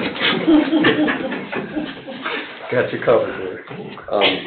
There were a couple of things said by council members and members from the audience tonight that I found just so strange, being that in our last meeting, Julie, I stood at this podium and we had a conversation about experts and how much the dredge was going to cost and the Army Corps of Engineers. In fact, I think, remembering back, I think the total number is going to be something, when the Army Corps of Engineers, the experts that you had said earlier tonight, right? They were the experts that you trust. In the last meeting, we were talking about it, you had talked about how you guys separated from the Army Corps of Engineers because they blew the job so big and they wanted to do it properly and you guys couldn't get the money and you went with, hold on, you went from 29 million down to 12 million is the project you guys agreed upon. So you guys went against the experts and went with a cheaper dredge to dredge only 20% of this lake. I find it, somebody mentioned tonight about talking out of both sides of your mouth, and No. quite frankly, that's a perfect example. No, it is not a 100%, perfect example, ma'am. Terry. And then secondly, No. another comment was made tonight by a member of the audience, and it was about how the money was transferred with a hidden agenda, or, I'm sorry, transferred back with a hidden agenda, and kind of secretively. So my question to that would be, did anybody let the ratepayers know that you guys were transferring that $4.4 million? In fact, did a message go out on the water bill that we're gonna take $4.4 million out of our account and spend it on the dredge? And if you did, do you think anybody would agree to that if they didn't live on the lake? I mean, we have to really we gotta stop with the smoke. Because when I sit here and listen to everybody come up here, you guys blow smoke. But what the truth is the fact that you took money and put it in a non-reverting fund. That tells me you didn't want to give it back in the first place, because if you took the money out of the loan, you would have put it in the equitable restoration account as a loan.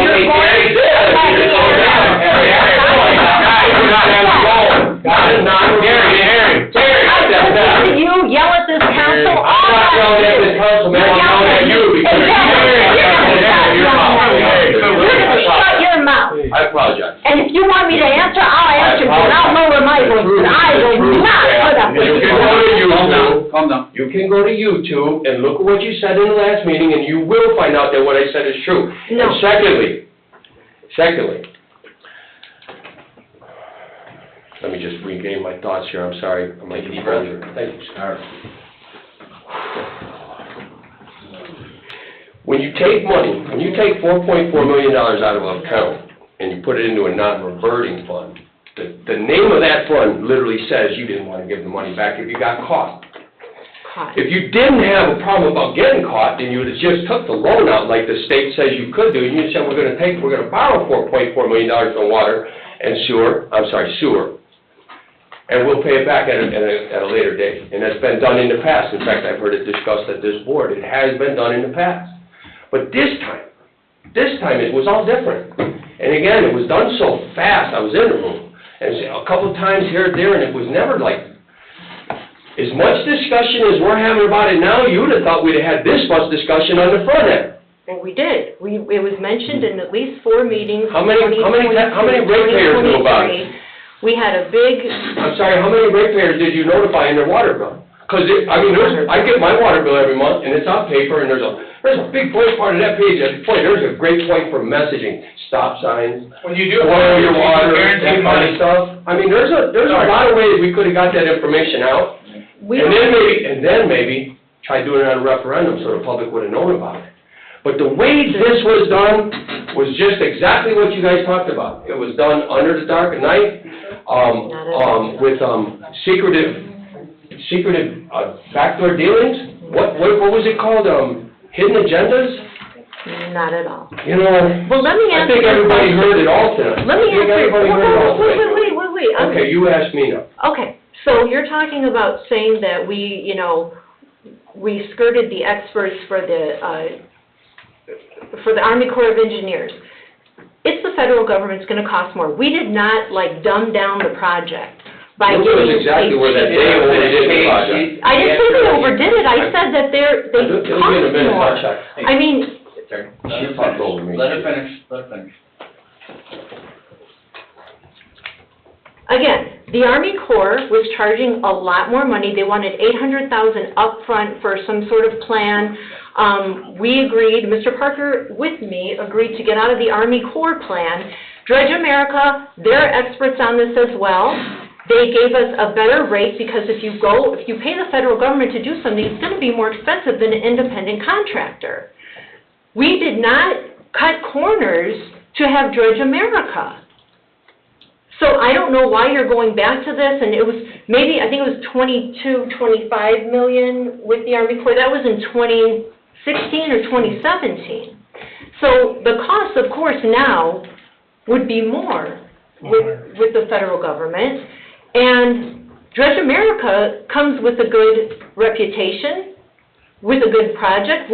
it wasn't that far out of the scope of what we were doing with the Army Corps. There were some different tweaks. They thought some things would be done better. They had better equipment. There was nothing. And talking about hidden agendas, we talked about how we would fund this. Everyone was happy that it was getting done, and we had, Hold on, who's everyone? everyone, the people The that seven came to all the people here? meetings, the people that Nobody came in to the all town the knew that meetings. you were taking $4.4 million, ma'am. Okay, well, I don't have the printouts with me, but we did say we were gonna put Did the you guys cost do like to some kind of sewer. mailer? No, there was no Any kind of mailing. open house with any kind of poster boards to show what you guys had We did have an planned? open house, actually, at the Bible grounds. We had a huge Where? to-do. Where? At the conference grounds.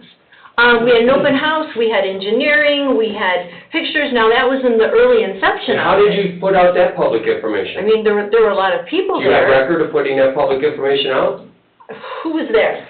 What, no, Oh, ma'am, were you there? ma'am, I'm asking you, do you have public record of putting that information out in that public open house? I could. Resolution Yeah. 1337, September 5th and also August 1st or 2nd. John, Sorry. So if I could make a comment also, to say when we decided, and not we, but I mean as a town, to get away from the Army Corps of Engineer and to do this with Dredge America, and say that everyone was happy is still just an opinion. Everybody was happy that was in favor of the lake dredge. So that is a opinion only that everyone was happy. I just want to make that clear. It's also an opinion that only people on the lake want this to happen. I never said that. Well, I'm just saying, in general, I've heard that. I will say this, when I bought my land and I heard the dredge was taking place, I was totally excited, blown away. But then to find out the mess that it's created and the way it was done, I am blown away again. Thank you.